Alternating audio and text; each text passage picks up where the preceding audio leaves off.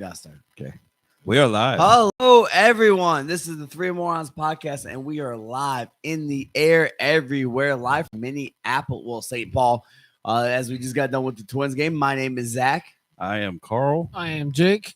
All right, and I get to play the role of Mr. Google tonight since he's yeah, not you here. get to play the role of Mr. Google. So You that's get why to I'm read the kind of cut out a little bit. comments or anything like that. So yeah, we went to the Twins game today. We went to a couple one place right now. The brewery, Fulton Brewery, by the way, great place. You ever in Minneapolis, go check them out. Fulton Brewery. They had a great food truck out there with the barbecue and everything like that. Right. Not the game we kind of wanted. To go to a baseball game. It was Right. 9-2 was the 9-2. final. It was 9-0 and we left in the bottom of the ninth with one out left.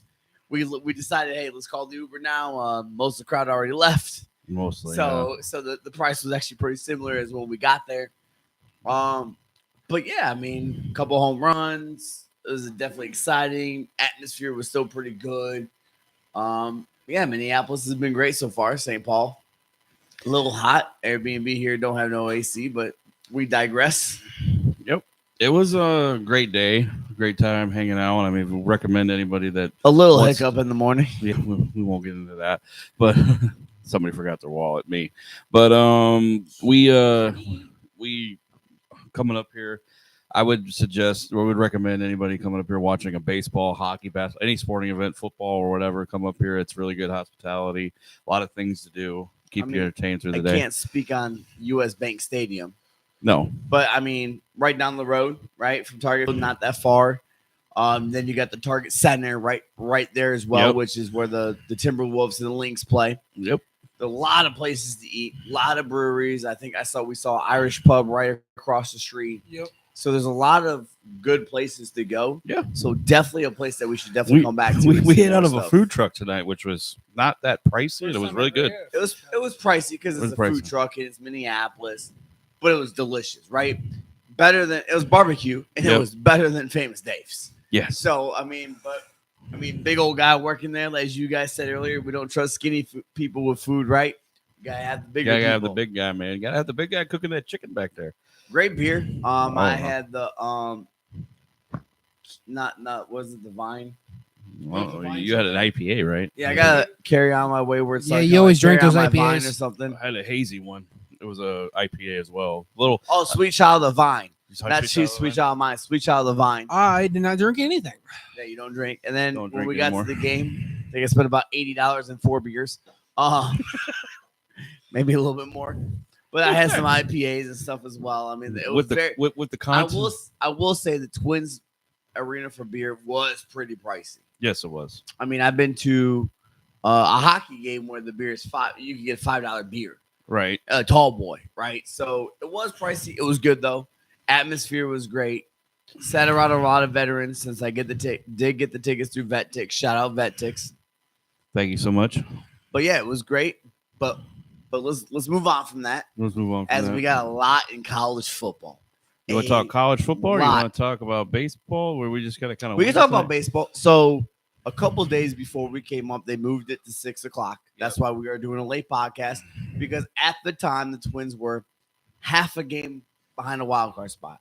Yes. Yesterday, they were 3 games behind a wild card spot, which means they can't lose, the other teams can't win. Yeah. And yesterday they lost. So meaning this 3-game series to Orioles actually had no implications in anything. What also is cool is we would have gotten a hat if someone didn't forget a knife in their pocket. Mm-hmm. So I want to hear from the podcast people. Should someone owe me a hat? No, it's okay.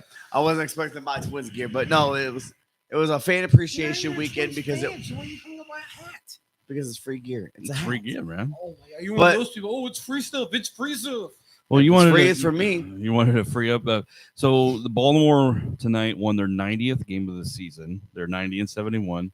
Obviously tomorrow they could either be 90-72 or 91-71. So They- you've only finished 92. Yeah, so they'd be fine. So the American League is already set. We knew that coming into this game. Like the Caesar set. yeah, So tonight had no really seeding. No. Well, no, because the Orioles were a wild card team and they're going to stay at the top of the wild card, with this win, I believe. So you know how stay they at the top. now, from what the brackets say, is that the first top two teams in the American League or National League get a bye, and then the remaining wild cards, which would be Houston and Baltimore, would get home field, and then Detroit would either go to either Baltimore or Houston, Kansas City, vice versa. So Right. those are your teams. So Cleveland and New York won't play until the divisional round, and that's locked up. that's already locked So up. Technically, tonight really had no implications for anything. So everybody was like, you mentioned there was like 4 or 5 pitchers for both teams, and we were like, yeah, they're saving their arm. Minnesota has nothing to play for. Minnesota, as a matter of fact, is 82-79. Seattle was the team that's actually could have got up there, not Minnesota. But Right. who knows? Yeah. So I mean, that division was very tough this year. It was a surprisingly great division, I American think League Central. the only place that's still playing is NL for wild card. Right now, we look at the wild card standings. These are up to date as of right now. So the division winners are the Dodgers. I just clicked on it. The Dodgers, the Brewers, the Phillies. Looking like the Dodgers are probably going to get home field. They're up 2 games right now. And the I don't Brewers know. Are going to be 3, I think. Going to be 3. So Yankees Phillies are and close. Dodgers would get that 1 and 2 spot. However, Brewers are only a game back of Philly. So if Philly loses tomorrow, Milwaukee wins, they might jump them. Beat up on those Mets. So San Diego has one of the playoff spots. The Atlanta Braves, Arizona Diamondbacks haven't clinched yet, and a half game back are the Mets. Everybody behind them is eliminated, So technically, the Mets still have a chance. which is surprising Unless because the Brewers when we started win this every- podcast, Mets weren't even talked about when Right. it came to this. Unless the Brewers do what they should do and sweep them. Yes, Right. which Man, and- what a great feeling that would be for me. You all know my history.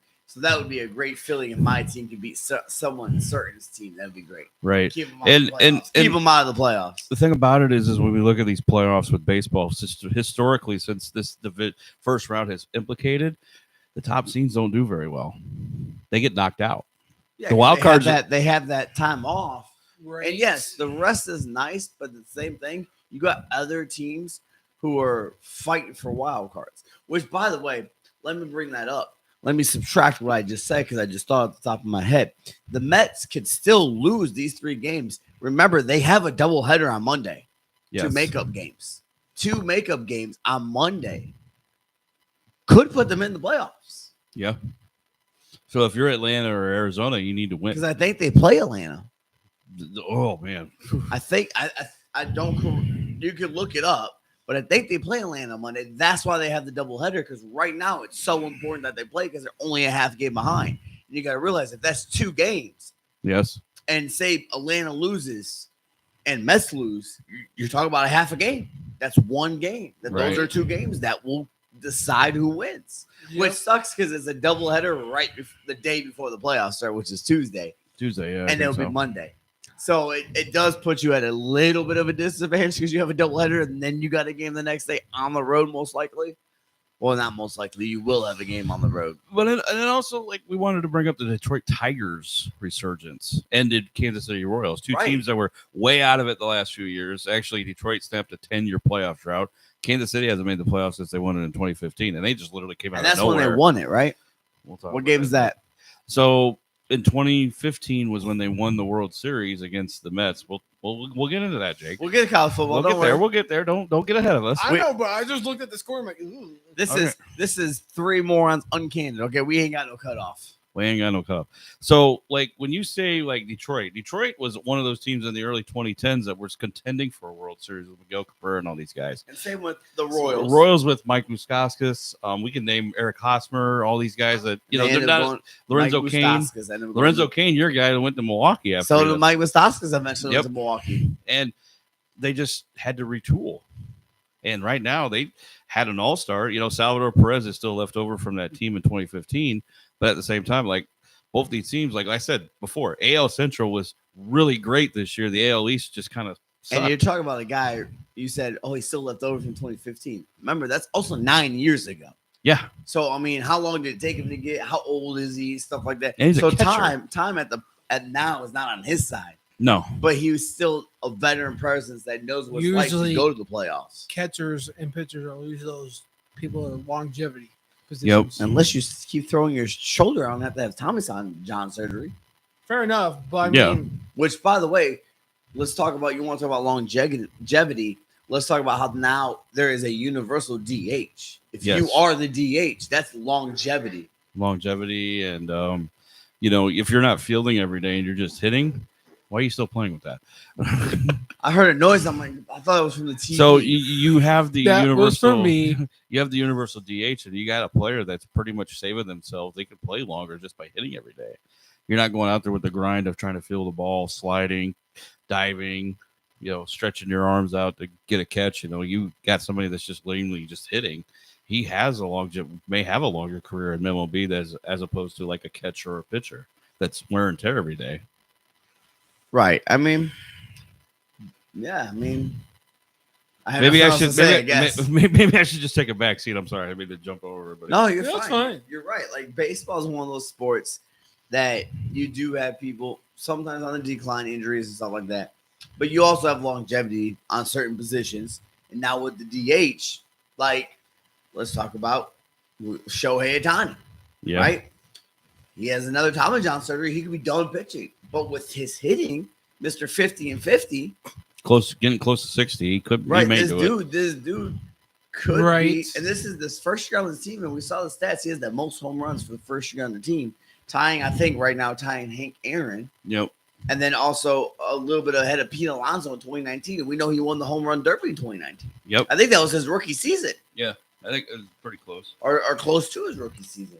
So it's one of those things that now that you got a universal DH, you got people who could just be DHs, and not only DHs when they're playing AL stadiums. So that Right. can make some careers even longer. Right. I think, what's his name? Miguel Cabrera probably lasted a little bit longer because of that. You get DH in first base. He used to be a third baseman. But then eventually you could give him a break and just be a hitter and not have to worry about first base. And he's a for sure Hall of Famer, Miguel Yeah. Cabrera. He was Mr. Detroit Tiger, Miami Marlin, was part of that Marlins team that won in I 2003. see we have a person who what do they comment real quick? So they said I'm hidden. I apologize. That's the way the camera's set up, and I am playing 2 roles tonight, so that's why I'm hidden. Who is it? Balcony Club, the one that commented beforehand last week. Okay. They're not there anymore. We don't have any views, so we can keep talking if we want.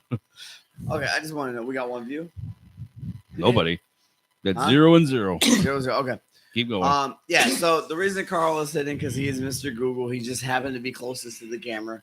But you can kind of see his face. You can still see his head, kind of. Right. You can kind of see. I'm his just a head. floating head at this point. That's what that is. Unfortunately, that's just the way it is. Yeah, we Again, have to be right now. We ran into some difficulties coming here, so we didn't get to explore and do stuff. We immediately got here, set up, and then immediately left because we were hungry. We wanted to go. We didn't want to be late for the Yeah, game. excuse us for eating, people. Sorry. So unfortunately, that's how this That's episode's going to gonna be. be. But hey, at least you can see Carl's face and you Yep. can hear his voice. It's a pretty nice voice. No, it is. It's sexy.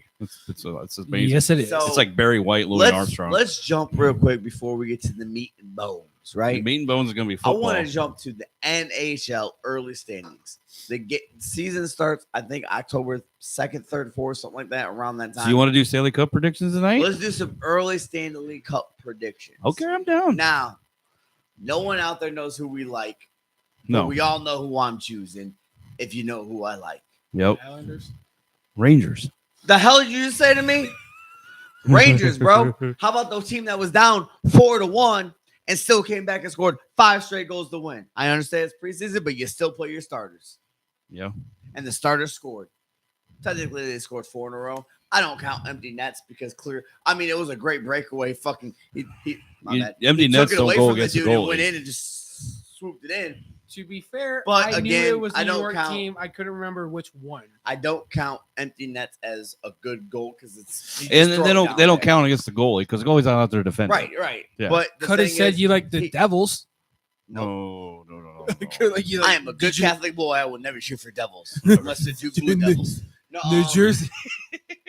but yeah, I'm gonna pick the Rangers again. First time they've ever been mentioned on the this podcast. was a by the way. young team, right? Yeah. That has grown every year, and they keep with the same core. They're gonna keep getting better and better skaters. Now, Right, fair enough. the thing is, though, Shesterkin slipped a little bit last year.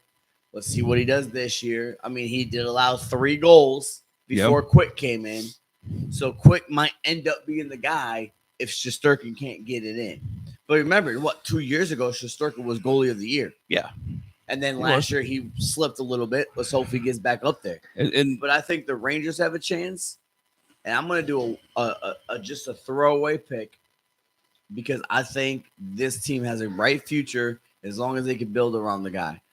I'm going to just throw it out and say Blackhawks who make the Stanley Cup with Connor Bernard. Only because he's got a year under his belt. He is a great talent. A great talent. But the thing is, can you build around him? Did you do enough in the offseason to build around him? That's going to be the question. Yeah. Now, you could say they did moves and stuff like this, but you don't know until you actually play the games. Yep. Right? As Herm Edwards says something, we play to win the games, right? Yep. Famous quote from a lot of people. Then we play the games, right? We look good on paper, then we play the games. Chicago Bears, right?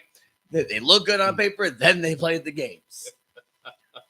This year at least, Chicago Bears. They look good on paper. We all said they look good. But for hockey, I do believe that this team can grow with Connor Bernard. He's a great player. He's a great talent. He can score.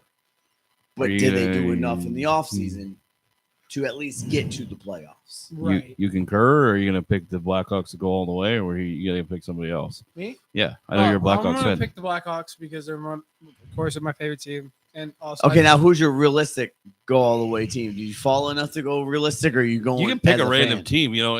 Right. If you don't, about if you it don't is. follow hockey enough, you don't have to. Go. I do and I don't. And I think one of the teams could be the Vegas Golden Knights. I vaguely follow. That's a good pick. See, I would say the Maple Leafs too, but you know what? They choke in Game 7s. I was going to say the Capitals. In fact, I told you that quote, right?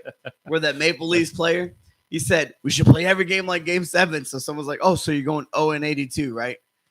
Ooh. Fan or someone throws shade on them because they can't win Game 7s. Okay. But, So, I mean, yeah, I like the Golden Knight pick. Golden Knights. That's been a good pick since they started in the league. I was going So to throw out and say the Kraken, but no. no. Come on, dude. You got to Give me Utah Hockey Club. Give me the Utah Hockey Hockey Club. The Club. soon to be Mormons, I The think. former Arizona Coyotes. The Bible thumpers. The Bible thumpers. I'm Catholic, but we don't thump Bibles that hard. Priest rapers. That's what we're gonna call them now. Is Utah The Bible priest rapers. thumpers. So you got my pick is coming out of the Western Conference. They went out and got a lot of free agents like Steven Stamkos. They got a good defensive man. They got a good goalie. Give me Edmonton. Good pick. I When took you Edmonton. said Steven Stamkos, I knew where you're going. But the only reason I don't pick Canada is because how long has it been since the Canadian team won? They're cursed, okay? I swerved you on that one because I said I was Yeah, going to when was bring. the last time the I was gonna Canadian pick team won the Nashville, but I- NHL Stanley Cup. The thing is like to me, Edmonton The last was time a right Canadian there. won, I think, was like 93. I would pick Nashville. I want to see how they gel. I'm not seeing enough. I know they won 6-0. It's preseason. Come on, Carrie Underwood's husband used to play for Yes. Nashville. I don't know if he still does. but I think Edmonton is ready to win now. They were close last year, same like the Panthers were a year ago. I just I want to pick like Eastern Conference, but like I just feel like 93. Edmonton was so close last year. Guess who? I feel like Edmonton was so close last year. You have McDavid, he's ready to go. Nugent Hopkins, they got these other guys that are good. Goaltending's good. They're ready to go. Now, give me a couple of seasons, I would pick like a Blackhawks team. I would never pick the New Jersey Devils. I'm with you on that. I do like the Rangers coming out of the East, though. Panthers lost a Problem lot. is, to me right now, the Rangers are the Dallas Cowboys. Yeah. They choke in the playoffs. Yeah. They The should good they regular were season. they were the better team going in. But Florida had a plan. We're gonna cross check them and do this more, forecheck and all this stuff more than them and be aggressive. Yeah. And that got to him. And it's funny because there's a Ranger player, Matt Rempe, who gets when he gets in, fans get excited because he's physical. He likes to fight. He said, "I'm gonna hone my hockey skills and fighting skills. How about we back off on the fighting skills? How about we stay out of the penalty box, okay, Bash Brothers? All right, like how about we worry about hockey before we worry about fighting? I'm not downgrading the Rangers in my pick. I just don't think no, I can you bring them. can't. I can't bring them up to You can't bring Edmonton. them to where they are right now until they prove that they can get Yeah. until they get to the Stanley Cup, not But- to the finals, to the Stanley Cup. Because the But- last few years they've gotten to the finals. Yeah. I'm not picking Edmonton because I think the Rangers are worse. I'm picking Edmonton because I think they're better than the Rangers. Right. I The want to whole- bring the Rangers up there. I think they The are a whole good pick. thing is in hockey is you got to pick who you think is better now, right? Yeah. It don't matter what they're going to be at next year. You're worried about this year, right? Mhm. You could sign Wayne Gretzky and Patrick Kane and all these if they had one good year left, right? Yeah. Say they could all give you one great year and you sign them all. That's all that matters is win now. Who cares about winning next year? You want to win this season. This is the season you're worried about. This is why free agency, you go out and you sign 1 year guys, 2 year guys that might only have 1 year left in the tank. Right. Your point brings me to Nashville because I'm not ready to pick them yet because I want to see how they get they got to get the kinks worked out. They're going to start off struggling. Like it reminds me of kind of like the Miami Heat when they got Bosch away. They started off slow, then he came on. What I'm saying with the Edmonton Oilers is they're already ready. Like And they're going to be the best team in the West, I think. I'm gonna prove a player that's one of those that can keep giving you games, so that's why he's on a team. Fleury, Yes. the goalie, he keeps giving you games. He may not be your number one anymore, but if he can give you 20 games, that's good for a number two. If I can get 30 saves out of him out of 31 shots, you only give up 1 goal. If my offense, And is you could do decent, that. I'm 20 good. games I'm in going the to. season. I'm taking you. If you're Fleury, who is one of again has been one of the best goalies and won a goalie award Ever. before, Ever. I think with Vegas, right? Pittsburgh. Didn't he win one with Vegas though? I thought he was up in the talks at least. Yeah, well, he was The first year with the Vegas Knights, I think he was up in the talks. which was great, by the way. And now I think he's number 2 here in Minnesota. Actually, I think he's still with the Wild, And Wild is a team that I could see. and winning he's the their playoffs. number 2. If he can give you 35 out of 82 games of 1 or 2 goals scored, you would take it. I agree. I agree. But yeah, so the Rangers to me, I think can win. Edmonton's a great pick, right? Like I said, just last year, and like I said, I love the Rangers, and I'm not downgrading the Rangers. Like I said Wild. before, I just cannot bring them up to Edmonton because Edmonton was there. They came back from 3-0 down. If that game 7 is Edmonton, I think they win. But it was in Florida. That crowd was behind that team. I think that's what the players fed off of. It And was a 2-1 game. I don't care if it's 3-0 and you blew the lead. It came down to that game 7. And it was a great game 7. It could have went either way. And that's how I look at it, right? Yeah. You said they sign off season moves and this, and they came back 3-0. Yeah. To tie it 3-3. You don't do that with the Panthers. You don't do that in Panthers the are a Stanley Cup. physical team. Stanley too. Cup. You don't do that. Like you No. said, like that's exactly what I was saying. That's how they beat the Rangers. They became out like we're gonna be physical. That's what they did in the finals, and it looked like it was gonna be 4-0, straight up win. And then all of a sudden they won one. Okay, we'll give you one. Then they won 2. Okay, they're gonna come back. And Toronto's Then going to get they give eliminated you- in the first round. And too. Edmonton was coming back, and they were scoring Yeah. hard, and Florida was not stopping it. So look, now when it's 3-3, you're like, shit, they're gonna win 4 in a row and just Yeah. literally come back down 3-0. But then Florida became super physical again and played that the brand of hockey that they established all season. And anybody watching this later on, I know we don't have anybody right now watching this later on. The reason I don't pick the Panthers as the repeat because they lost too much in free agency. They had a lot of great players that left. Yes. And I want to bring them back. I think they're still a good playoff team, but to put them in the cup, I don't think I can. Another team I want to pick though, and I think I just want to pick it because Go Avalanche. is I my think team. I'm picking these people as a pick, surprise, whatever you want to call them, right? It's because they lost the dude, Calgary Flames. That's going to be the sentimental. I mean, you just gotta realize that's a sentimental pick, and I think a lot of hockey fans, if it's like say Calgary and New York, right? Calgary and Columbus. Right, Calgary, Columbus, Calgary, New York, right, is in the finals. Columbus and New York in the finals, right? Do you think if the Rangers lose, I'll be upset? Yeah, I'll be sad. I'm also gonna be happy that this team just went through a tragedy with 2 young players, Yep. came back and won for them, right? I don't think anyone in hockey would be upset if No. one of those teams won. No. But of Right. course, that's a movie and not Yeah. real life. Right. So let's put it that Well, way.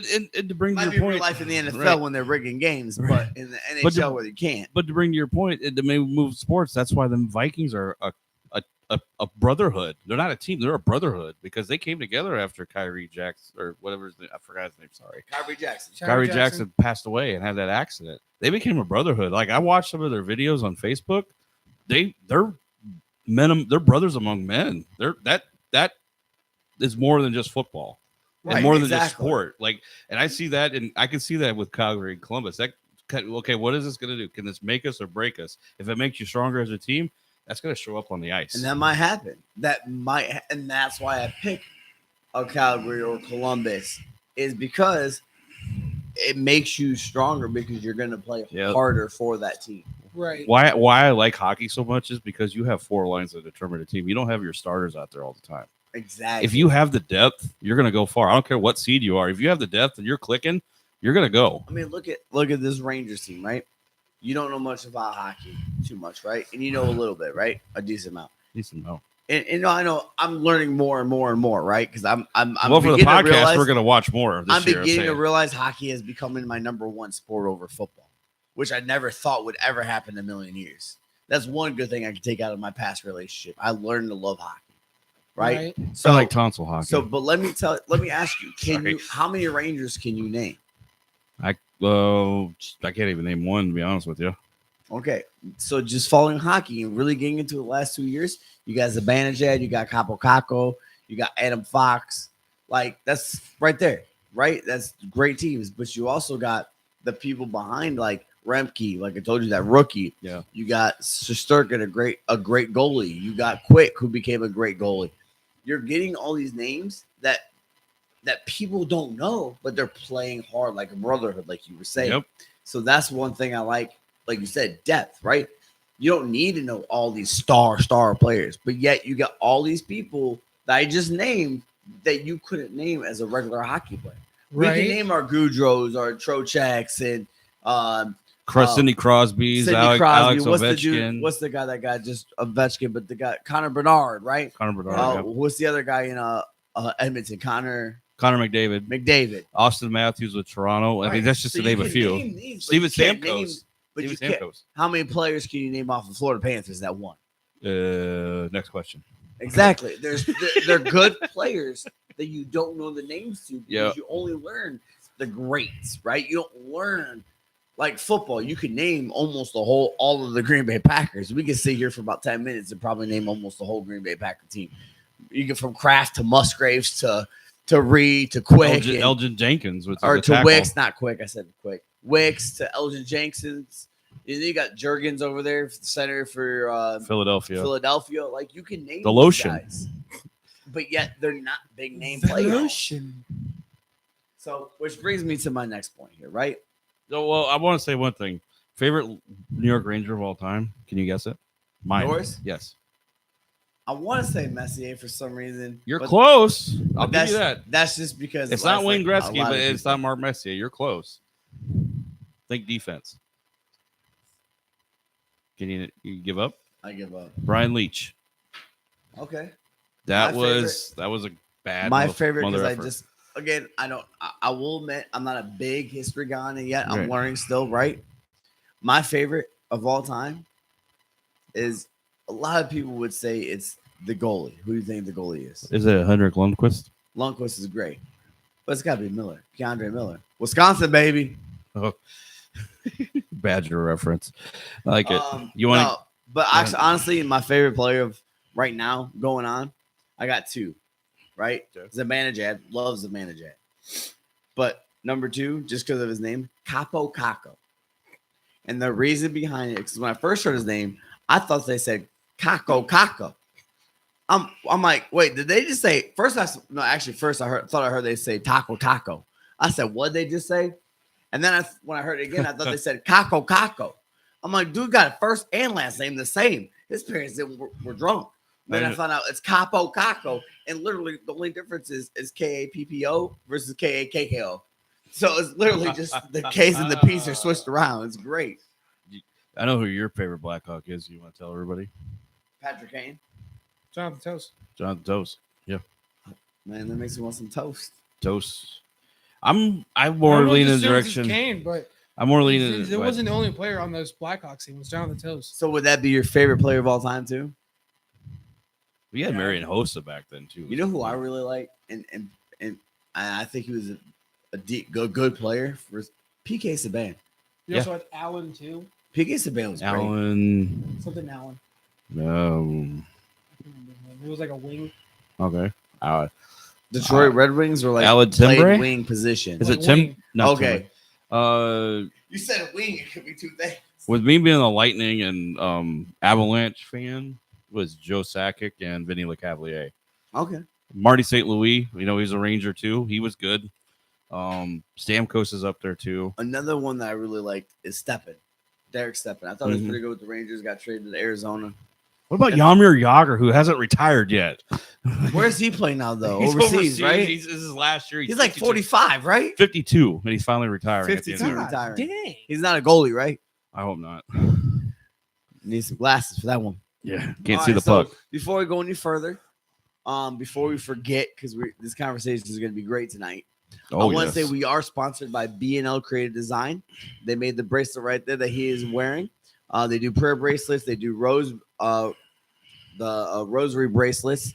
They do shirts. They do woodworking. So any signs, cutting boards, planter boxes. We don't have any other products with us right now.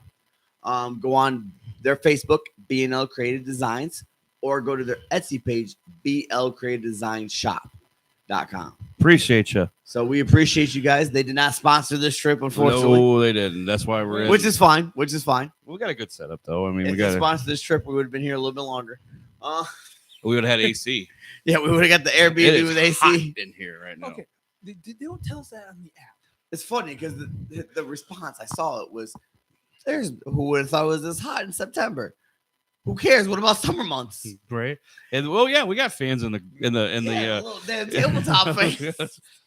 the ones that cool your computer, And not the room. And then they say, "Open the windows." We open the windows in the front room, and they got glass, so it's either open the windows and have bugs come in, Or a bat. or a person. Okay, if you have a bat coming, I know how to deal with them. In Look. my first rodeo, Look, I'm not gonna lie though.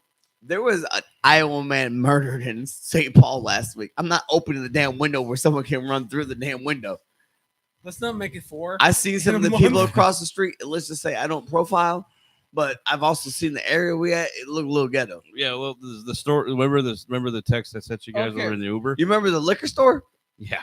By the way, here. It was dark. Carl can point to this. This neighborhood is not as bad as the other one I booked in Omaha. Yeah, There was bad. actually houses boarded up and condemned. There was some houses boarded up on the way here. Dude, there was a house next door to that house where we were sleeping at that night. We're condemned. They weren't condemned. So There if was anybody people wants to living there. sponsor a That's B&B called a trip, drug house. go ahead. At least that's what they look like. in I North think Carolina. the gist here is that any B&B is going to be in the ghetto because it's so damn cheap to rent for the night. if you get the cheap ones, just, yes. just don't have me because I don't mind go. You for go the to cheap you go to ones. the nicer neighborhoods and like probably outside the city. Like we're like 3 minutes downtown. I think we looked. I could really walk a mile and a half and go downtown. Of course, the Uber side don't do it, so I'm not gonna do it. He knows a little bit more about the area, doesn't he? But yeah, he said this legit, close to don't downtown, walk. and it's 100 and it's like 100 something overnight. Yeah, it might be too good to be true. It might be. Because if we would have got one of those, how much do you think those Stay hotels strapped were or get right by? clapped. How much do you think those hotels were by the ballpark? Probably like $300-400 a night. maybe $1,000. Yeah. Yeah, This was so like $150. Bob Barker says don't go any higher than 1,000 without going over. Stay strapped or get clapped. All right, I'm so closing my butt let's- cheeks for that one. So we got college football to talk about. We had some upsets today. We had guys. You can go ahead on your phone. I'll talk. So the UNLV quarterback we want to bring up. I'll go into the Ole Miss Kentucky game while you guys are doing your thing. Kentucky wins on a missed field goal by Ole Miss, and they are going to lose a little bit in the standings now. They were number 6. It was an upset win for Kentucky on the road. Good for Kentucky, and I know I'm in the middle of making a point. I know. So I think they fall probably out of the top 10 at least. Kentucky, after a strong showing against Georgia a couple weeks ago, losing 13-12 and now beating 6th-ranked Ole Miss, I think they're going to be ranked now. Good defensive play, and Jackson Dart didn't play the greatest, but he did set him up for the potential game-tying field goal. We talked about it when we were watching the game, Zach, that we thought that maybe Lane Kiffin should have went for it on that 4th down. Woulda, coulda, shoulda, but didn't. So I think moving forward, this sets up a really good matchup now in the SEC that Kentucky can come up, and maybe Ole Miss wasn't as good as we thought. I don't know. First of all, I want to apologize. I was just trying to update our scores for the No, you're pick'ems. good. That's why I held it down. So Lane Kiffin, we agreed. I think, and again, I understand he missed the field goal. It's easy to say that now, but you're playing a tough team. Kentucky is a tough team. right? They're gonna be ranked. I'm after not. This win. I'm not going for the tie and going to overtime. I'm going for the win. You go for the win at that point because the problem is if you tie and you go into overtime, it's even a tougher loss to handle. Right. I'm not talking about standings at this point. I'm Yeah. talking about as a team, you came back, you tied it just to lose in overtime. That's a tougher loss. Yes. You go for it on fourth and you go, you know what? We lost. But you know what? We tried to win the game at the end. And potentially looking ahead, the committee can look at this and say, okay, maybe it did go into overtime. Kentucky pulls it And out. Kentucky could be a great, like Pat McAfee said earlier. We don't know. Until the end of the season. Kentucky could be a great team. And they are If proven this to is a be. loss, this could be a great loss. So one thing I wanted to bring up is that moving on. I mean, I don't think this hurts either team. Yeah, it's going to bring them down from 6. They're going to probably go into the double digits. They're probably going to go 10. Kentucky's going to be in the top 25 now. There's no question on that. Because their only loss was to Georgia by 1 point. And then you played Ole Miss tough and you won. So what I think is that, even if you make that field goal, you go into overtime and lose. Is that a better loss than losing in regulation? I don't think so. I think it's the same, right? Because you lost by 3 versus you lose by 7 in overtime. Right? It's still a loss. It's still a close loss, right? Now, how I look at it is this. Kentucky the rest of the season, right? They're on notice. Yeah. Is this a team that could be a dark horse in the SEC? You beat Georgia. And by the way, I just looked at the score to see what the score was. Georgia's down by 7. Yeah, they're coming back. They were being destroyed. We almost wrote them off. We thought they were dead. They have a family. Yeah, you know what? They did some evil dead magic. Okay, they coming back. Yep. But with 2 minutes left, I think they have the ball. Yeah. I don't know if they just scored or I don't know. I just We saw can the look ball real quick. symbol by then. We can look up real quick. So this could be a team that may be better than what people thought in the SEC. They might be the number 3 team to come in from the SEC. Could be. Because Georgia, Alabama's playing each other, and then you got the championship game. You still got Kentucky might not make, and people beat up each other. And here comes Kentucky with say 1 loss in the SEC, and then the 13-minute number 10. Yeah, you don't know. Like I said, this is I hated the 12-team playoffs at first, but now I'm loving it. Now you like it. Now you like it. I'm loving it for the discussion. Do I think Navy pulls out at number 12, they're gonna have a chance? No. Do I think Kentucky has a chance? Yes. Yeah. Right? That's the difference. The way Kentucky has played is the difference. Right. Yeah. So I'm bringing this up. This was shown to me by Jake. SMU is beating Florida State 42-16, and Florida State is going to go 1-4. What's SMU's? Fire. You got to fire the coach. You got to fire Norval. The only reason I'm bringing that up is you fire Mike Norval. He's the head coach of the Seminoles. I know they talked. Well, here's the thing: they talked about firing Florida's coach, he and they had didn't. One good year with Florida State, and that was last year. But the thing is, you didn't fire Florida's coach. You talked about it, and he turned around 1 game, right? He's not fired. Billy Napier, you're talking but about. They're talking about him. Yes. To get fired, it's almost guaranteed he's going to get fired tomorrow, and they never fired him. I don't think you because you're not going to the playoffs. No. It's a complete letdown. SMU you brought in a ACC quarterback trading. I said trading, but it's not trading. Transfer portal. Transfer portal. Transfer portal. You brought in a quarterback. You probably paid him. I don't know. Colleges pay now and stuff. Yeah. You got to pay him a couple $1 million. Oh, we're gonna get to that story. So you did all this. It's a failure of a season, and you end up 1-4. And it's not like the NFL where you can blame the GM and the coaches the head coach makes the choices here. Yes, exactly. And you failed. And because what did you try to do? Instead of recruiting and rebuilding, you reloaded like the NFL does. This ain't the NFL, man. Dude played for this is what 3rd or 4th school, the quarterback. And ukulele over here. I'm going to give you the stats on DJU right now. He's 12 out of 30, 222 yards, 2 touchdowns, 3 interceptions. Bad. God. Horrible. Yes. I would love to see his stats this year for interceptions. I think he's got more picks. I guarantee you it's almost tied with touchdowns. And here we thought him being in Oregon State. Why did He played great in Oregon State. He was got benched, awesome. by the way, He got benched tonight.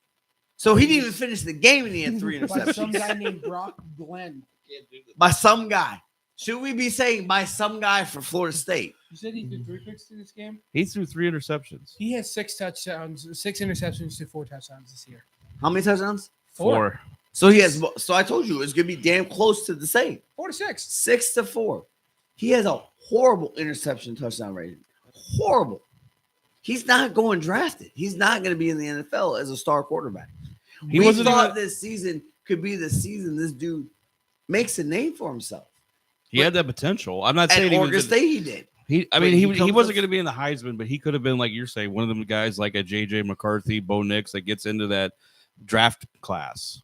Gets drafted as a You think quarterback. He gets drafted No, No. because he had a great season and he played at Clemson before that and transferred and then transferred again. It's like his 3rd school. he's done. We thought maybe he just reset to go to Oregon State, played great. And maybe there's a hidden thing that we don't know about, and that's the real reason Right. why he's been transferring. There I might love be. the transfer portal because it shows you if you're a fraud or not. Because Yeah, you go to Florida State, you play tougher competition in the ACC, and you're losing. And so far, he is. Or like Besides being at there's Oregon another State. point of view of the transfer portal is that you get these other recruits that are being recruited by these top 5 power schools that always magically get these automatic recruits, go to these lower schools and have immediate success in their programs. Let's talk about immediate success in the program before we go any farther, because this is a good segue for this. We're talking about transfer portals. We're talking about immediate success. Let's talk about how Nick Saban said a quote: "The NIL deal is going to kill college football." And ladies and gentlemen, UNLV did win today. They're 4-0, but before today, they were 3-0. And that quarterback goes, "I didn't receive my money. I'm not playing. I'm sitting out." Then Red the shirt. running back goes, "Me too." Now, granted, it didn't hurt him today. It's going to hurt them eventually. They're going to Yeah. play tougher competition in their conference. Yes. So They beat Kansas with this quarterback, by the way, which So- was who we thought could be a team that Is- comes out of the Big 12. is this going to be the death of college football? If more players see this, do you think it's happening more than we think? That I players aren't getting their NIL deals, but they're still playing. But then this guy goes, "I want my millions of dollars. I don't care about," because he knows he's probably not making the NFL, so he wants $1 million now. Yeah. Because he's playing on a school that gets overlooked. They play out West Coast. And also, he played his first 3 years at a D2 school called Holy Cross. I don't hold it cross. They Move played. it. I think they played Sarah. James Madison. No, they played somebody today. No, they played some Syracuse. today, and Syracuse beat them. But I mean, it's Holy Cross. Yeah. So And I he know someone who played for Holy transferred Cross. to UNLV to be a starting quarterback. Right, but again, the NIL money probably got him to transfer Oh, to yeah. UNLV. Not, hey, you're a bigger school. It's, hey, I'm having success here, but you're paying me money. Let me go there and Because Holy possibly have success because you're playing bigger competition. Holy Cross might be number 5 in Division 2, and you're going to UNLV, who's number 100 in Division 1. Yes. So you're going to play a bowl game probably. I think UNLV can beat Florida State, though. Just putting that out there. I'm going to make anyone it can be Florida. I mean, good Lord, State. Florida State's 120 out of 121, okay? I mean, right now, they're bad. They But- need to go to Division 2 to get some confidence. Dude, I'm pretty sure that Making a I joke there, of think course, but- UMass can beat Florida State. Let's not go too far, okay? Let's The not minute- go too far. I But like I agree that this could be now. Do I think it's happening more? No, because this didn't come out from this came out from UNLV. If this happened at like Ohio State or Michigan or like a USC or Alabama, then I think it's talked about a We're little not bit talking more. about big schools, right? Big schools are paying their people. Like, well, yeah, Holy Cross isn't going to pay somebody that UNL will be, and then UNL can't pay what Alabama pays. You know what I mean? I'm sorry, your NIL deals for Vegas. There How might- you not paying somebody? I'm pretty Yeah. sure your deals are huge and had the money Yeah, final score: SMU beat Florida State by 25. by 25. yeah, and I think Bama just won too. I want to say, hang on, guys. Sorry, holding up the podcast with these scores. We got them coming in. We got a lot to talk about with these college football games. Let's see here. Notre Dame won. Yeah, That was sorry. Texas wins today. Iowa State wins. My Cyclones are still undefeated. At least I got that pick Alabama over. won by 7, 41-34. Bama won. Okay, I didn't. Did Tulsa win? No, 52-20 loss to the Tulsa lost. Lost to North Texas. Okay, so I got the Darn. updating standings right now. Never picking Tulsa again. All right. So the updating standings for the pick as of now. You didn't have to Me tell and me Jake that. are tied 13-10. I went 2-1. You went 1-2 in college, and Carl is 11-12. I got time. Oh, you got plenty of time. We got at least until the bowl game. So, yeah, so that's where we are right now. We'll go over picks later. So yeah, Notre Dame won. Great game. It was 14, 15, 15, 16, something like 15-16 matchup, yeah. that. So, was it Georgia? And we were talking about this earlier, that this doesn't really hurt Louisville because it was a non-conference game. This would have hurt Notre Dame more than it would Louisville. Real quick, Georgia took the lead late on a 67-yard touchdown pass, only for Alabama to take it back with a 76-yard touchdown. On the next play. You're not telling me Bama. Crazy. You don't want. You're not telling me Bama's not wanting a ticket to Georgia. Just saying. You're not telling me that was probably the greatest game and we missed it. Yeah, because we got other shit going on. Sorry, pardon my language. It's okay. We'll watch replays and stuff the rest We got of our YouTube. lives. We got YouTube Shorts, right? We can help us with that. Right. But yeah, so Louisville, Notre Dame, great game. Back and forth for a little bit. Notre Dame took the lead like 21-7. Louisville come back. Again, not much movement going to go on there. It just depends who's won, lost behind Louisville. But it's not a bad loss. No. But I think Notre Dame needed the win more than Louisville could. Yeah, that's what we talked about. Like the hurt doesn't hurt Louisville as much as the win helps Notre Dame. Yeah. Because one more loss, Notre Dame's done. Yeah, unfortunately. Because NIU lost again. So that loss against NIU is not looking any better. No. You lost to Buffalo, who just got smoked by UConn. And then you lost to NC State, who was free falling, pretty much. So that Notre Dame win doesn't look as good as it did. So they needed to win. And that was their second loss, right? Louisville? No, NIU, right? Because Yeah, they lost NIU. to A&M, right? I lost to A&M. So A&M looking okay, lost, but the NIU looks horrible. Wait a minute now. You talking about Northern Illinois? NIU. What about? No, I didn't. Notre Dame lost 2 games. Notre Dame's only lost 1. Was it only 1? Yeah, they beat A&M in the first game. Why? Yeah, I guess because they don't have that conference championship. If they lose one more, they're kind of out. You're right. And that's what I was saying with Louisville. This isn't a conference loss, so they're still in the running to be in that championship game. And we all know it's probably going to end up being whoever's second behind Miami. Maybe Clemson. Also, right now, Arizona's beating Utah 10-3. Cam Rising, I think, came back. He's not back far enough. They're down 10-0. Sorry. So there's joke that. there. They can get it going. I got faith in Utah. Wisconsin lost to Man USC. Rising on his 7th year. Let's talk about how Wisconsin lost to USC up 21-10, and then they do what Wisconsin does. We don't need to play football in the second half, and the other team scores 28 points unanswered. Oh yeah, it was like a day and night Miller Moss stats. Like he just lit it up in the third quarter. Wisconsin's doing everything right in that first half. They come out, make no adjustments, while USC makes adjustments. And 7-3, Oregon's beating UCLA. But getting back to that was what happened to running the football In Wisconsin? Yes, Luke Fickell. Yeah, roll your eyes, because I'm the first one to say, and I'll keep saying it. I didn't like that Luke Fickell signing. People are like, oh, give it time. We gave it time. What's going on? I thought he was so great in Cincinnati. Let's get him. No, we should have kept Jim Leonard. Yeah. Fired Paul Chryst. Jim Leonard won games. Let's go Luke Fickell. Did you agree with the Paul Chryst firing?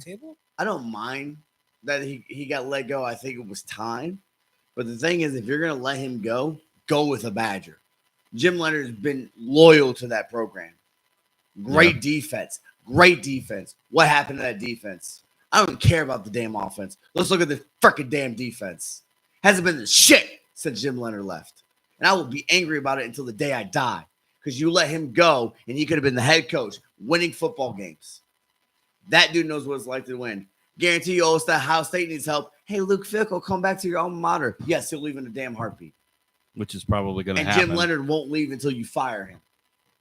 Yep. I don't like the Luke Fickell hiring then, and I don't like it now. So anyone who said give it time, in your face. In your face, one of the worst teams in the Big Ten. Thank you, Luke Fickell, for screwing us because you're an Ohio State guy and you proved you didn't like Wisconsin. You purposely sabotaged us.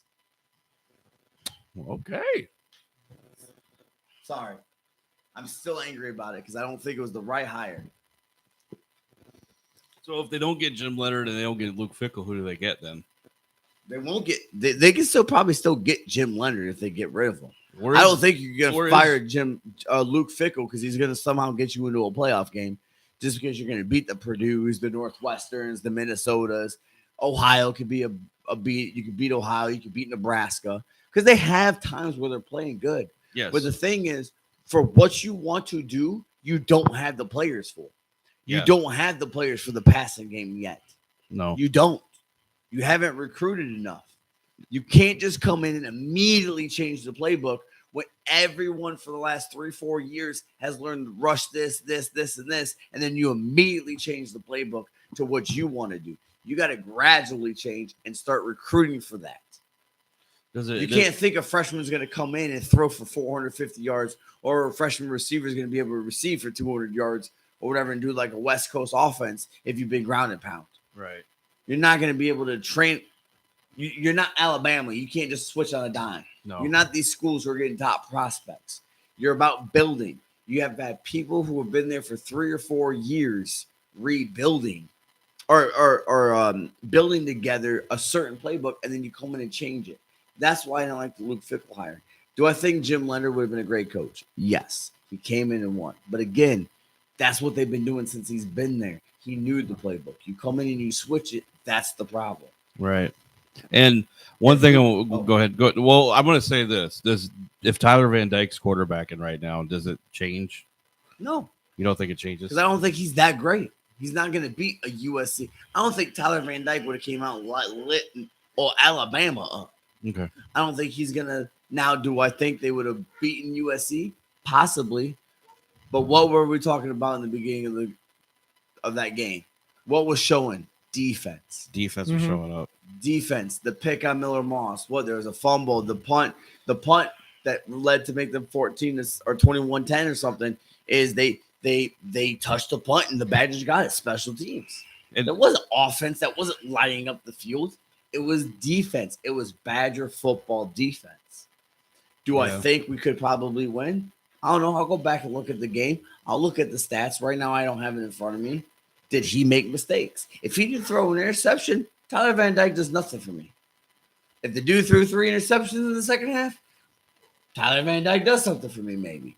Well, he's not playing right now. I'm just saying if he plays in this right, but game, that's what I'm saying. Right, I thought he tore his ACL. He's talking about. I'm taking hypothetically. If Tyler Van Dyke doesn't get hurt and is the starting quarterback, that's what I'm saying. What I'm saying is, if Locke made a lot of turnovers, then yes, Tyler Van Dyke makes a difference on offense. But if he's not getting any turnovers, maybe if Locke is playing and got 250 yards, 2 touchdowns, and no picks, what happened in the second half? Besides the fact that you allowed 28 points in the second half versus 10. Yes. That's what I look at. You allowed 28 points versus 10.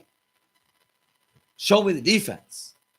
Now, again, we went out and explored and everything, so I didn't watch all this game. So was there injuries? Was there this? What happened to make it different?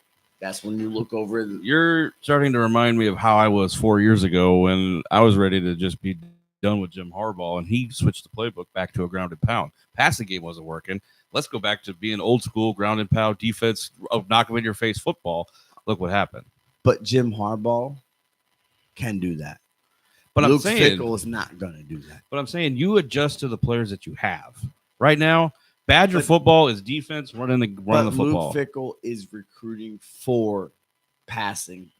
He's recruiting what he did in Cincinnati. That's what the difference between a good coach and a great coach. The good coach might try to change what you've done to fit him. A great coach will change himself to fit what you have. And Jim Harbaugh in Stanford did the passing. Yeah. He comes to Michigan and realized that's not going to work in the Big Ten to win. Mm-mm. And they did ground and pound, recruited the run, Play recruited action, the big passing. guys, play action, recruited a quarterback and some receivers. Wisconsin, you're not going to get the big name stars. You're going to get the big name beefy men up front. So you run the ball. You get a Jonathan Taylor. Let's look at Braylon Allen.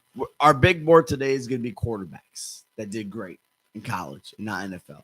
Let's look at some running backs that did great in college, not the NFL. Ron Dane. Ron James Dane. White, James White. Ron Dane, Monte Ball. Where do they all go? Out of the league in a very short period of time. No, but where they all come from? What Wisconsin. university? Wisconsin. Wisconsin. Every one of them played amazing in Wisconsin. They go to the NFL. They don't have the big beefy guys that can lead the way like they did in Wisconsin, because Wisconsin's been known. When you watch all these damn people on NFL, Melvin Gordon too. Melvin Gordon. You got Wisconsin. You got Iowa. You got Nebraska. You got the big old farm boys. You got the big old man that went to the Midwest for the Big Ten for football. That's what you got to play to.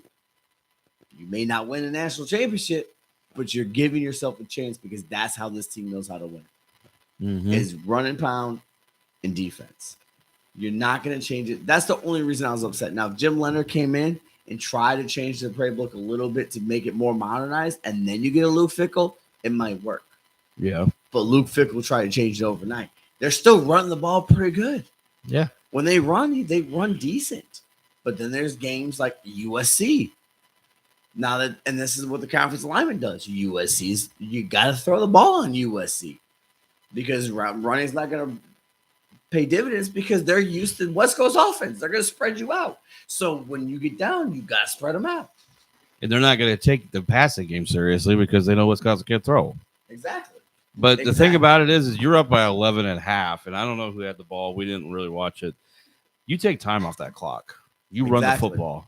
Exactly. I don't care if he makes mistakes. You know, USC is going to go down and score, because they're going to come out fire. They're down by 11. Let's just assume that they scored, made it 21-17. You take time off that clock. I don't care if there's 3 plays, take 3 minutes off the clock.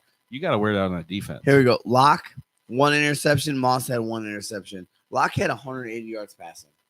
It's not him. Moss had 308 yards passing. So now you look at it. The leading rusher of Wisconsin, 55 yards and 2 touchdowns. Now you look at it and you go, where's the defense? Where's the defense? The offense is struggling passing. 13 for 26, 50%. 50%. Miller Moss, 30 for 45. Yep. 45 attempts? Like, are you freaking kidding me? And he only missed 15. He's more than 50%. Where's the defense? They ran him out, and that's what happened. They spread him out and ran him out. And we don't know how much Locke knows the playbook compared to like a Van Dyke. But this season, I'm not really blaming Luke Fickell. I'm still not like the hiring, because I like Badger football. It's the conference realignment. You got the Pac-10, who does the spread offense. Let's do West Coast style, this, and this, versus the Big 12 or the Big 10. Who's gonna win? Now, besides Ohio State, Michigan, and Penn State, who have stout defenses, who's going to stop the Oregons, the Washington? I mean, Rutgers stopped Washington. The Oregons, the Washington, the USCs, right? Shout out to the Rutgers. Now Washington, like I said, is not ranked, but the Oregon and the USCs, right? Washington's great rebuilding. Offenses. Who's going to stop them spreading them out? Except a Michigan, Ohio State, who can do that, and they've been doing that for years, because they just recruit better on defense. Right. Like, unfortunately, being a Badger fan, it's just one of those years. Like, you gave John Harbaugh, Jim Harbaugh, this and that and everything. Being a Badger fan, you're never going to probably win a national championship, because you're never going to get those big name guys unless you start doing what Luke Fickell's doing.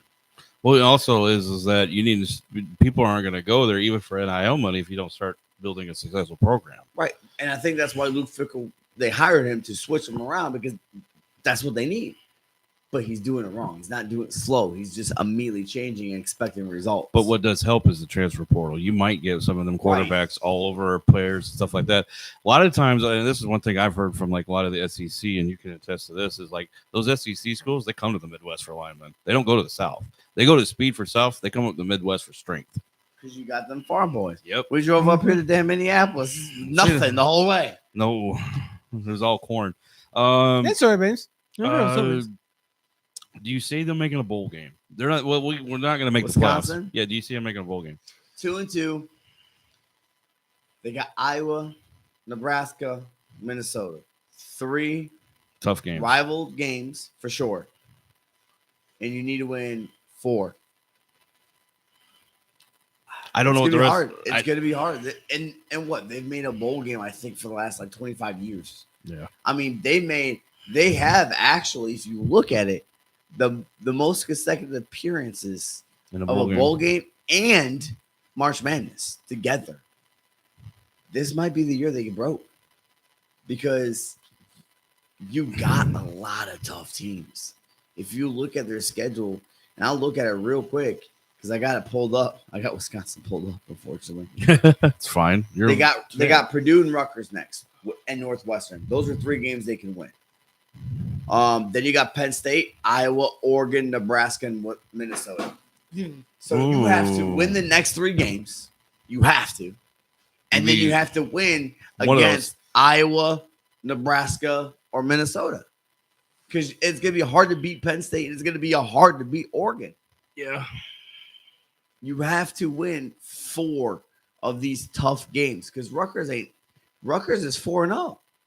Yeah. That's not a given. I remember when Rutgers was a given. Rutgers, Indiana are both 4-0, by the way. Northwestern's. Yeah, you should be given schools, by the way. Illinois is 3-4-1. Illinois is 4-1. I know they don't play Illinois. Iowa 3-1. Nebraska 4-1. I don't know how Northwestern. Minnesota's 2-3. Northwestern's 2-2. So you should be able to beat a Northwestern, Minnesota. That's 2. That gives you 4 wins. You still have to get 2 more. And you still got to look at the fact that, and this is not pertaining to Wisconsin, you also got to look at the fact there's other teams that you're not playing in this conference as opposed to years past that you got to look out for too. Oregon. Yep. And yeah, there's no more conference or divisions in this conference. So you can have Ohio State and Michigan for 5 years in a row. It all depends what they want to do. Yeah. And if you, like I said, look at the schedule. Purdue, you could probably beat. They're 1-3, right? Poor Northwestern, you got to win that game. Poor Boilermakers. Northwestern's 2-2. You got to win that game. In Minnesota, you got to win that game for sure. That's 2-3. Yep. But then everyone else is above 500. You got to find a way to win some of those games, and they're going to be tough games. In fact, they play Iowa on the road and Nebraska on the road. Ooh. You play Oregon at home, that might be the hiccup for Oregon because they're playing on the 16th. So the week before that, they might be playing in Michigan. Right. They play at home against Maryland the week before that. Maryland. But the week before that, they go to Michigan. Indiana had. And the week after Wisconsin, they're playing Washington. So maybe they're looking ahead of you and you could get a win. Maybe. You don't know. That's the thing. This might be the year Wisconsin does not go to a bowl for the first time in a long time. Right. I mean, it happens. Oh, it does, but it doesn't happen in Wisconsin usually. And guess what? The year we didn't make a bowl game, went 2-5. Next 3 years, we made the playoffs. Exactly. I don't know. I'm not saying it can happen, but it's a chance. Who knows? You never know. And I mean, I hate to see it because, you know, this is one of the teams that I like to root for. I mean, they're not my favorite team, but I like to see them play. I like to see them do well because, you know, that's your guys' team and it's the wife's team. And, you know, I'd like to see, you know, new blood up in the Big Ten, you know, and try to challenge, you know, the Ohio States and the Michigans, the Penn States every year. But does it always happen? No. Right. Yeah. So we talked about some college. Any more college games you guys want to talk about? Florida State's 1-4. This makes me laugh. Sorry, I don't mean Colorado's 4-1 right now. That's Colorado. That's the thing. They're going to start talking about playoffs for Colorado, right? They're going to because of Deion. That's too far ahead. That's too far. We think it's too far. We think it's too far, but you know they're going to because of Deion. They're going to because it's money. They got Iowa State. I don't mean to keep throwing Iowa State. They're undefeated. BYU, Kansas State are ahead of them. But we're gonna look at those 4 possibly. Here's Colorado's. Just putting out the standings. Right, I'm not just arguing. I'm just saying. I'm just saying they're looking. Yeah. You know they're going to talk about it now. Yeah. Because they're 4-1. So Because they want to J off their Deion next- Sanders. Exactly. Yeah. So their next 3 games is number 23 Kansas State. Then they go. Who won big against Oklahoma State, like Yeah. 42-20. Kansas Then State they looks go to really play good right now. Arizona.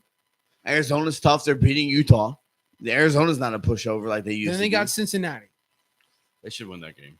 Cincinnati's. Is that it? Then they got Texas Tech. They Then should win that Utah. Then Kansas. And then Oklahoma State. So you got Kansas, Oklahoma State, Utah. They're not going to the playoffs. I was making sure I you know didn't that interrupt they me make a again. bowl game. They make a bowl game. They They're make not a going bowl to game. the playoffs. They can win 2 more. They're not going to the playoffs. But let's BYU, Kansas State, Iowa State are only teams left in the Big 12 undefeated. Did you think of that before the season started? No. We talked about the Jayhawks. We talked maybe Oklahoma Kansas State. State, K-State, I think, is not a surprise, but the other 2. Utah. We talked about Oh yeah, Utah. Utah's up there too. I forgot about them, but this is like wow. Like I love the whole like switching conferences and everything. I mean, yeah, we're all putting like 30 teams in one conference, but it's making it more interesting. And you're finding out who are really good teams. Yeah, Mm-hmm. and UCF loses for the first time today. We don't necessarily write them off yet. I know they lost big today, but you know that could be a loss that makes them bounce back. Right. Do I think it's going to happen? Probably not. But who did the UCF play before this? New Hampshire, Sam Houston, and TCU. Yeah, TCU is kind of a. So you played punching New bag. Hampshire and Sam Houston. You got 2 easy wins right there, and they barely beat TCU by a point. The last game. UCF, TCU. I just think that it just should be a good initial for something. Sorry. But no, you TCU's beat a Sam punching bag. Houston and New Hampshire. So we really count that as great wins. TCU's fallen off since that national championship. Oh, yeah. loss. I mean, they And- lost like 20 of their players, and they're just not. The and they same can't anymore. rebuild. Yeah, I'm I wish sorry. they would. I think they're a great fucking program. Pardon my language, but It's just they finally got against a team that actually matched them, and they lost. Right. And that's what's going to happen to Colorado. Like, they already lost to Nebraska. They found a team that has talent and lost. and Maybe will. they can learn from But that. don't worry. They'll just blame the offensive line because they're so horrible. But Deion yeah, blames it. Shador blames them. Everyone's blaming the offensive line. What about? I don't care. Does Caleb Williams blame the offensive line? The Bears are losing. No, We all know that's a problem. he should. He definitely should. We He all should know blame that's them a more than problem. Shador's blaming this damn offensive line. No, it's just with them losing Nebraska. Maybe that's what woke them up. Like, hey, we can learn from that. Use that as an example. Or they played UCF and played nobody. But I would have throw Travis Hunter in as a Heisman hopeful. Oh, Travis Hunter is amazing. He is I know he's not in the pros, but he's the Shanae Otani of football right now. He can do both on each side of the ball. He's He's a amazing, generation- but I also think Shador is not as bad as we look at. He does No, he's make not. some stupid mistakes. Yes. He's only thrown 2 But did picks you this see year. that game they won Still against in Baylor? 3 picks this year. Was it Don't 3 or matter. I'm not talking about picks as being stupid. No, I know. Incomplete passes, just bad passes, are stupid mistakes too. That's true. But did you see that completion against Baylor? Yeah. Yes. That was a dime. Yes. By all means, it was 90% the receiver. 90%. But the fact that Shador just threw it to the place where no one's going to get hit but the receiver, if anyone gets it, was a great throw. Because you could throw a little bit higher, you could throw whatever to where it might get picked off. He threw it, and it was literally the only place the receiver can get it. So, yes, the receiver has to make the catch. So that's why I give 90% to the receiver because he had to make the catch. Right. But 10% was that Shador throwing it, and it wasn't throwing it. Because when you see Hail Marys like that, they're going to throw it high and over, and the defense can knock it down. He threw it like a bomb to where it would land right there in the end zone like that.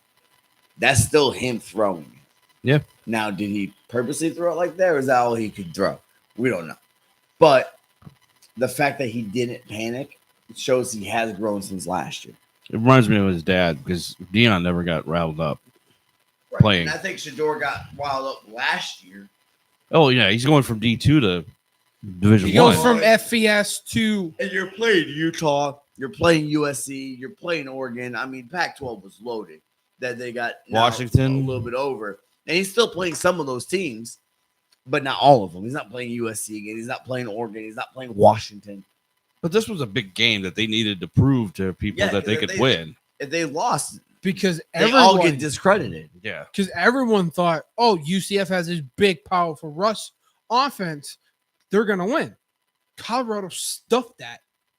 Right. But again, Like a Thanksgiving turkey, gobble, gobble, gobble. again, if Colorado doesn't win, everyone looks at Dion going, this is you're a good motivator, but you're not a great coach. You're not. I agree. You're not. You can't win big games. He's a polarizing figure in college football right now because everybody either hates him or they love him. And there's no in between. And he's a great motivator. He's a great motivator. He's good. He's doing great things for those men. I mean, even if it's He's not turning football, he's turning boys boys into into men. men. Exactly. That's his goal. He doesn't care about, I mean, yeah, he cares about winning. Number one goal is if they get their education, they're able to be successful men in life. That was what he wanted to achieve. He did it at Jackson State. He's doing it at Colorado. Maybe he does it with the Dallas Cowboys. I always throw that out there. Maybe. I don't think Mike McCarthy might be on the hot seat. Maybe. But Shador, to me, maybe we finally, you want to talk about the offensive line. He's actually getting time this year. He's getting time to throw. He could make the plays. There's times where the offensive line will break down every once in a while. It's kind of a bend don't break offensive line. It's not the greatest, but it's not as bad as it was last year. Right. And he's getting time to throw. He still makes mistakes. He's still a young guy. You're going to do that. And also, you forget, you have Travis Hunter, but he also has these other decent receivers behind him, like Jimmy Horn Jr., But Will Shepard. But one of the things you brought up with Caleb Williams, and this is one of the things I've seen in the last couple games, was he's looking to throw. He's not just looking to run. He's still looking to throw before he crosses the line of scrimmage. So that just shows me he's ready to. He's more of a quarterback than he is just a running QB. So, Right. Any other games you want to talk about? Penn State beat Illinois. Big win for Penn State. I do like Illinois. Maybe they stay in the top 45. Maybe they don't. Texas Tech wins a nail biter. Cincinnati. They're not ranked teams though. Just saying, they win a nail biter. Red Raiders beat the Bearcats. Woohoo! 41. Oh, you want to throw out random games? LSU beat South Alabama 42-10. Let's go. This game was actually pretty close. Michigan they won by a beats field Minnesota goal. by a field goal. 44 to They're up by big. 41. Yeah, let's talk about that Michigan game, though. Hold up. Michigan was Was up. dominating, and then Minnesota came back. I was watching the highlights at the brewery. We didn't choke. We didn't pull at you guys in the second half. Sorry. Almost. Almost. Who are you guys? Wisconsin. But Hey, good for my picks, bad for my team. exactly. Good for Minnesota. Yes. Their Good. quarterback from New Hampshire didn't make a lot of mistakes. Yeah, they were down, but at the same time, he led them to the comeback. But PJ Fleck's a great coach. Yes. He did great in Western Michigan. I Rode think- the boats, and then came over to Minnesota, and he hasn't turned that program around, but he hasn't made him he's He hasn't made it brought him worse. up from a laughing stock. So their Yes. 2 losses this year, so 2 of their 3 losses this year are less than 3 points. Remember, they lost because of North Carolina. They didn't make the field goal. Today was only by a field goal. Was 4 or 5 points, whatever. I don't know who else they lost to other than that, but I think it was Iowa. I think they Yes, lost it was Iowa. Iowa. Yeah. And it was like 14 points or something like that. I mean, they're not terrible. I think they may be a program that's up and coming. We don't know yet. The jury's still out on that. But he is a great coach. He has them guys playing. If all you can do is get them guys to play, show heart when you're down like that, you're doing something right. I mean, they might get the results, but they're not giving up. Right. Right. And I'm kind of scared about Michigan moving forward. Just saying, another team I want to bring Yeah. up. I crap my pants a little We bit. all know what team I want to bring up. We all want to know this team gonna make the playoffs or not. Anchors away, my Oh, boy. Maybe. Anchors away. Yes, the Navy. Midshipmen. Did Army win this week? Army won Who too. cares? They didn't throw for 270-yard bombs. Let's go. Army's undefeated as well. That's but why they didn't play that was my nobody. point. You got Army and Navy both undefeated. So they could be dark horses to make the playoffs. Army's not making the dang playoffs. First Army of all, destroyed Temple. It oh doesn't my take us- God, they defeat Temple. So there's a lot of people. Hey, win's a win. Let me look up the Army real quick. Did they win 41-18? No, they didn't. Okay, cool. They won 42-19. Oh, see, we're better. We kept them less points. Your score was literally 1 point difference from 41-18, 42-19. Still the First same of all, they won differential. 42-14. 42-14. Oh, so their win was, you could say, was a little bit better. No, Jake. Temple's 1-4, so you can't say that. Mhm. Let's see who they beating. Oh, You ain't- Lehigh. Ooh, Navy would win if they played Lehigh too. They play Fort Atlantic, Rice, and Temple. We got Oh, a my. comment. Iowa from Bailey. Iowa State won 20-0. All right, let's see.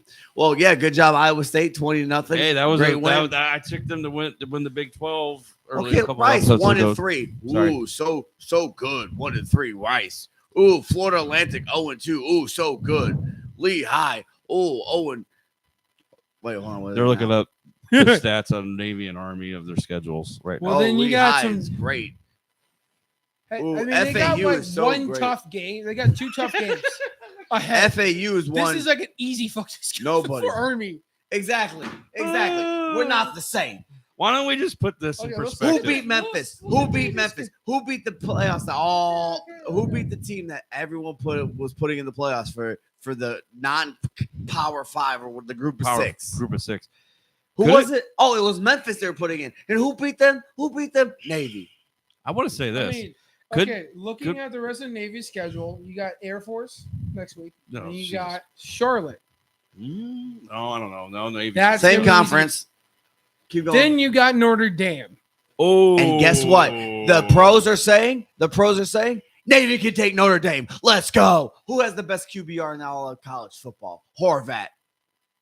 Yeah. Your little Heisman trophies sit in the back because Horvat's winning the Heisman, just like Stahlback did. I think Jalen Milroe's gonna win it, but okay.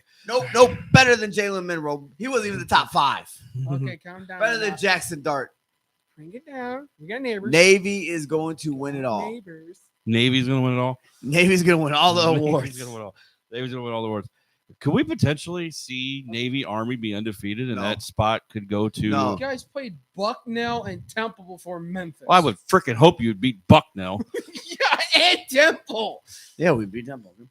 But we played a tougher schedule. Well, We just played think about it. Memphis. Like if they go played 11 and one 0, tough game both at teams go Memphis. 11 and 0. But you The played military bowl Bucknell. But could we played decide the Memphis. 12th team in the Army playoff. hasn't played nobody yet. I get that. But you guys played Bucknell. I would hope you win. But who did we beat? Memphis. Thank you very much. We're better than Army. Shut your mouth or you're walking home. I'm just saying. It's my truck. I will take your. I'm going to say this: the You military walking on bowl. biatch? Hey, Army Navy game could potentially be 11 and 0. Winner No. goes to the playoff. Why not? Why not? Because Army's going to lose before then. They're going to lose. Why Air don't you Force. be the 1 and 11 and 1? Because they're going to lose the Air Force. Air Force ain't going to beat them. You think Air Force is going to beat anyone? I think the Metropolitan State University could probably beat Air Force. Okay, That's the let's local look school at here. Air Force's schedule. They just lost 31-19 with the Wyoming. Hey, Wyoming's good. Wyoming's not that bad.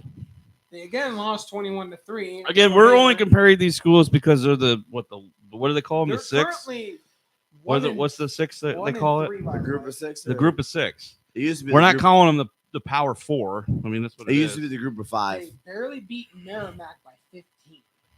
Hey, they got to play. Army's got to play East Carolina. Army's also got to play Notre Dame, so they're not going to go undefeated. No. I'm gonna laugh if Notre Dame loses to Army and Navy. Just saying. That'd Well, be no, funny. I'm saying Navy could possibly beat Notre Dame because they're throwing the ball and all this other stuff. I don't think Army's going to beat Notre Dame, but I also don't think Navy's going to beat Notre Dame because when's the last time Navy beat Notre Dame? Have we been alive? I mean, I don't looking remember. At the Air Force's schedule. Why are we looking at Air Force's schedule? They got to Because play. you guys brought up Air Force. I want Because to it's see. still the Commander Chiefs Trophy. They still have a chance until the games are played, and they lose to both. They can Navy go to- and they Army. can go- Currently 1-3 right First now. of all, you know why our Air Force can't win? You want to know why? Suck. No, you want to know why? What? Because they're trained to fly drones, so they don't actually have to be there to fly. But you actually have to be there to play the games. Yes. You They can't play on barely Madden. beat a Division II school by 15. You can't play Right. on Yeah. college football Xbox. Okay, you actually got to be there. Unlike flying the planes like they do with the drones now. Right. See, you know who actually flies planes? Navy pilots. You know who drops more bombs in wars? Navy pilots. The end. Navy's the best. Then you got Midshipman. Navy, Then you got New Mexico, Colorado. Which is one of my games next week, by the way. Sorry for all my Army and Marine friends and stuff. And it's Badger Rampage earlier. You guys only care. You guys only needed us because we do your job. Second. Huh? I'm glad you're I'm glad you're next to him and not me anymore. I thought we were gonna get the cops called because how yelled he was. Look fickle. Look fickle. Then they Yeah, I got a new Fresno word State, for him. Oregon State, Nevada, and San Diego State. San Diego State's a tough team. They are.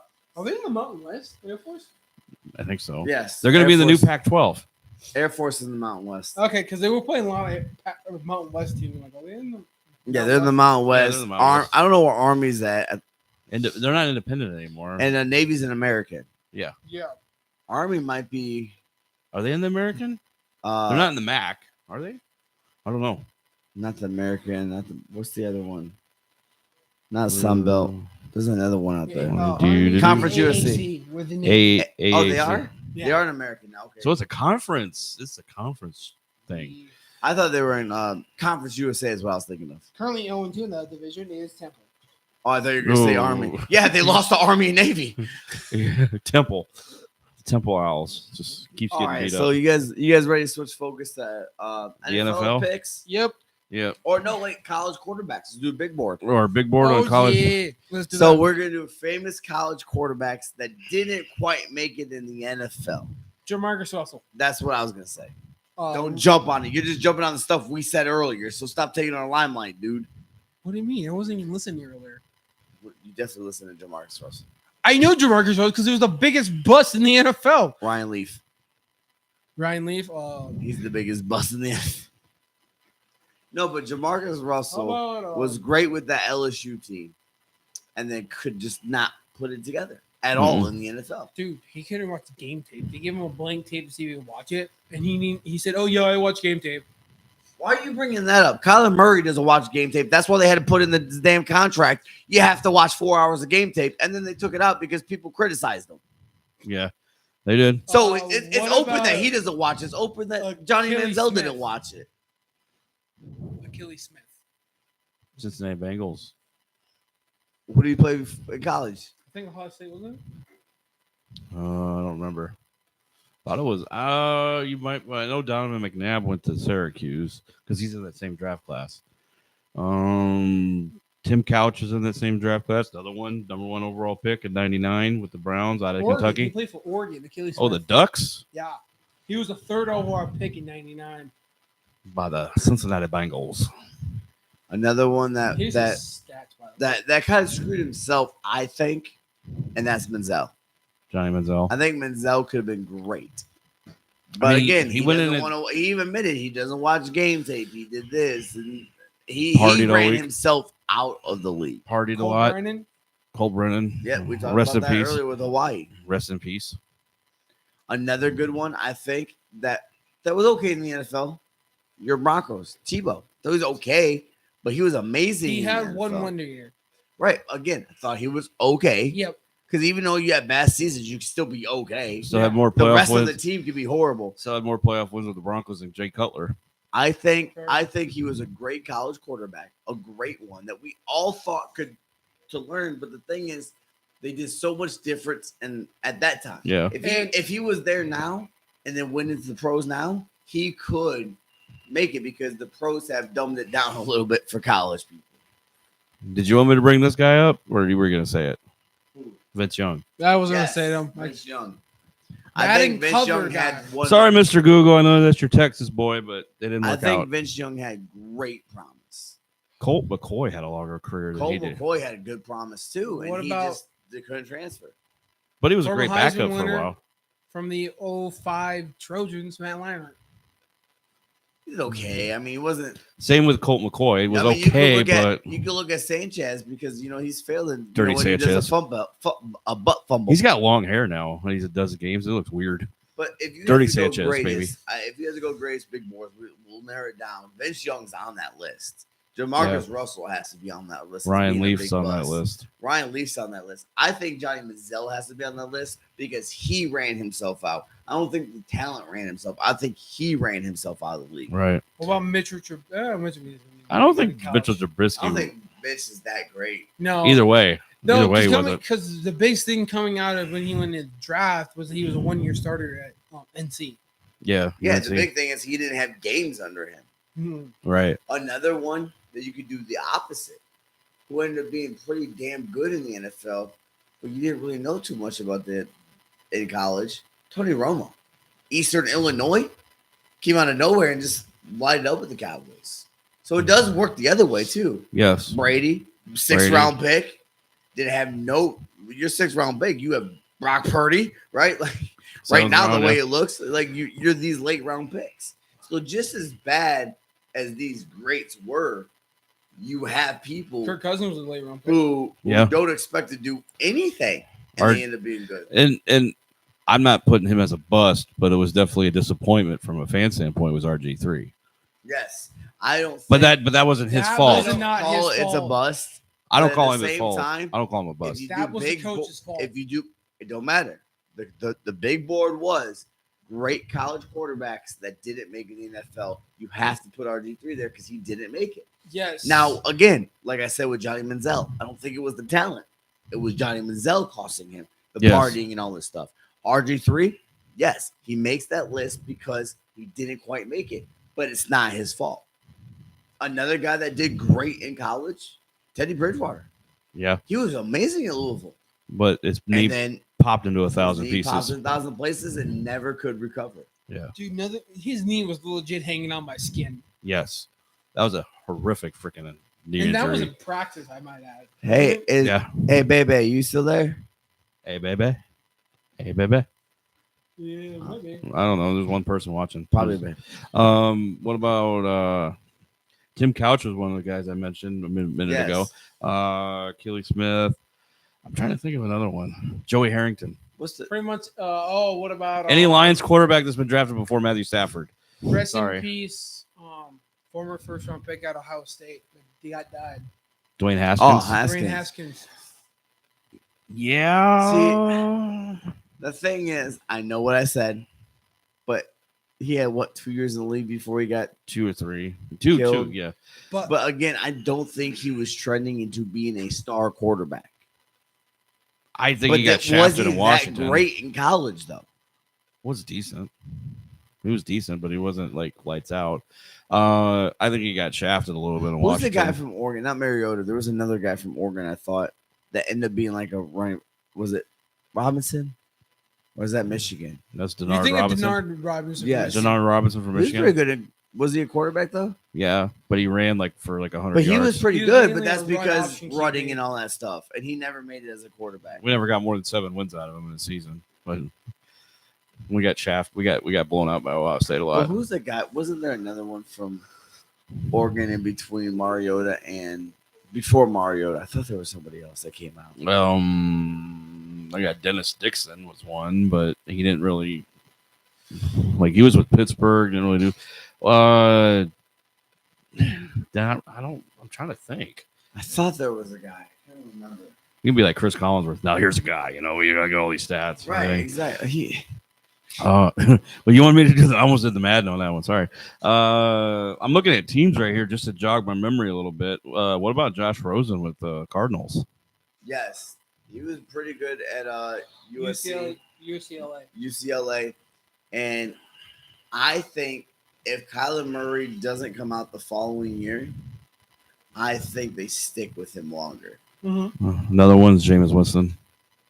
Or here we go. Here's one we got right here. Here we go. What's over here? Bryce Young lit it up in Alabama. He's nothing. I'm just kidding. 2 years, okay. That's a little early. A little bit, but I mean, he's not wrong. You can't really say a lot of these issues. If you notice our list of what we're talking about, they're a lot of older, right? Because now it's like you only start a year and then that's all you got. Yeah. After that, you're in the NFL pretty much now. I will go on the other side of that when you talked about Brady and Brock Purdy. And Trevor Lawrence. What about, as of now, Trevor Lawrence is like worse than Daniel Jones statistically. We saw this the other day. Yeah. What I was going to say was with Brock Purdy and Tom Brady was one that didn't really do much in college, but is doing well right now. And I know playoff-wise, he hasn't had a lot of success with Dak Prescott. Yeah. Out of Mississippi State. Or let's talk about another one that had the stats. And the team didn't do well. Hopefully they're not spilling anything over there. This is water. Okay. We can clean up water. Anyway, so he had the stats and what? He had stats. He threw for yards and everything like that, but didn't have success in college. He's having tremendous success now. Pat Mahomes. Yeah, Pat Mahomes. They didn't do nothing in Texas Tech. but he had. I mean, the one he had the stats. one highlight of his college career was when he had an absolute shootout with Baker Mayfield. Yep. But again, he still had decent stats. That's why he's taken 15th overall. I have a question I want to bring up to this big board. If Tua retires, is he considered a bust? You would have to say that he was good in college, but didn't make it in the NFL. So you would have to put him on the list. But no matter if his career, because to his point, in our point, RG3, not him. Teddy Bridgewater, not him. Injury, but you still have to put it on there because they didn't. This concussions happen in the NFL. He didn't have the concussion history in college. He just had the hip injury. He just had the leg injury. That was it. Right. So you have to put it on there. Again, you don't help yourself when you lean forward with your head. No. And you run head first. How about a full circle? We talked about this a few episodes ago. A full circle moment with Damar Hamlin. Like, he gets hit by Damar Hamlin of all people. The one that died. Right. And Damar Hamlin gets up like nothing happened. When he got a hit. And then he got his first career interception the other night on Monday night against the Jacksonville Jaguars, which was one of the games we picked. We're going into picks now or what? Yeah, let's go into picks. Because, I mean, NFL, we can talk about the Giants, Cowboys. Cowboys won. You know, we also had Kansas City, Atlanta. Chiefs won that game. Questionable at the end, but you don't go on a toss play on 4th and 3. No. We can't move. We Miami, Virginia Tech. Oh, that's right. That's right. Go ahead. We got to talk about the end of this game. Now, this is the one case that review got the call right and wrong at the same time. Because the call was touchdown Virginia Tech. Yeah. I looked at it. I don't think he had control. You looked at it. You didn't think he had control. You were sleeping. Yes. He was passed out a little bit. I was passed out on the couch. So we both looked at it on replay, didn't think he had control. Yeah. Again, but if you looked at it, we both said you could make an argument for both. You did. The rules state it has to be a clear cut to turn the call over. Right. And they turned the call over, which was a horrible call under the replay rules. But yet they reversed the call to make it the right call to begin. Yeah, I didn't get that. And that was but again, if you called it incomplete, I would be okay with the call too, because again, it wasn't complete evidence. We just looked at it thinking the ball never touched the ground, right? It was between people. So it was who came up with the ball. Yeah. So at that point, you look at it, goes, did he have control before it was taken away? We thought maybe not, but you can't say yes or no. And the reason they don't call it incomplete on the field is because the ball didn't hit the ground. Right. They called it incomplete, though. That's what I don't understand. They ended up calling it incomplete pass. So did the defender not have enough before he threw it down on the ground? I don't know. But I don't think there was enough to overturn, no matter what you called it. So, but at the same time, while we looked at it, we were like, oh, incomplete. So how do you call it a touchdown? Then you change it, but yet you don't have enough evidence. Right. And it was just a bizarre call. You know, you could say controversial all you want to, but Virginia Tech, hell of a throw, by the way. You could hell call of a it throw by controversial, but again, like we talked about, the coaches ain't going to blame the refs. The coaches at that point are going to look, what could we have done being up in that game? 8 minutes to go, they were up by Virginia Tech was up by 10. Right. So what could we have done to where we don't even put ourselves in that position? Yes. Because when you lose like that, you don't blame the refs. You don't blame this. You don't blame this. You look at the rest of the game and go, what's one or two plays we could have made to where we're not in this position? Yes. And, you know, they had to throw it to the end zone. It was like, what, 4 or 5 seconds left? Left on the clock. So you might have a play if you could hurry up and get out of bounds with 1 second left, but you don't take that chance. So the right call was to throw it to the end zone, of course. Exactly. But it just it's tough because it was a great game to watch. I'm sorry that we're only going to remember it because of that call moving forward. I got the win. Of course you did. Pick Miami.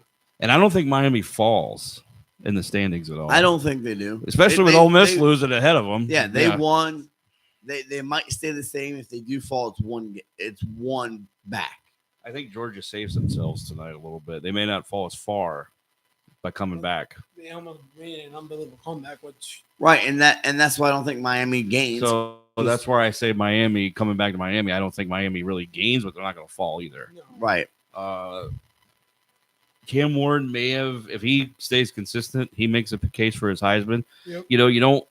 I know he made a couple of bad throws last night. He didn't make a lot of mistakes, but what determines a Heisman Trophy is obviously excels on the field. They came back from 10 down, and one of the reasons was because of him. Right, and to me, you may Like I saw that number one play that's often being replayed of that game was he was almost sacked and he was able to toss it Yeah, to a tight end and the tight end almost got and he got commented from Patrick Mahomes on that.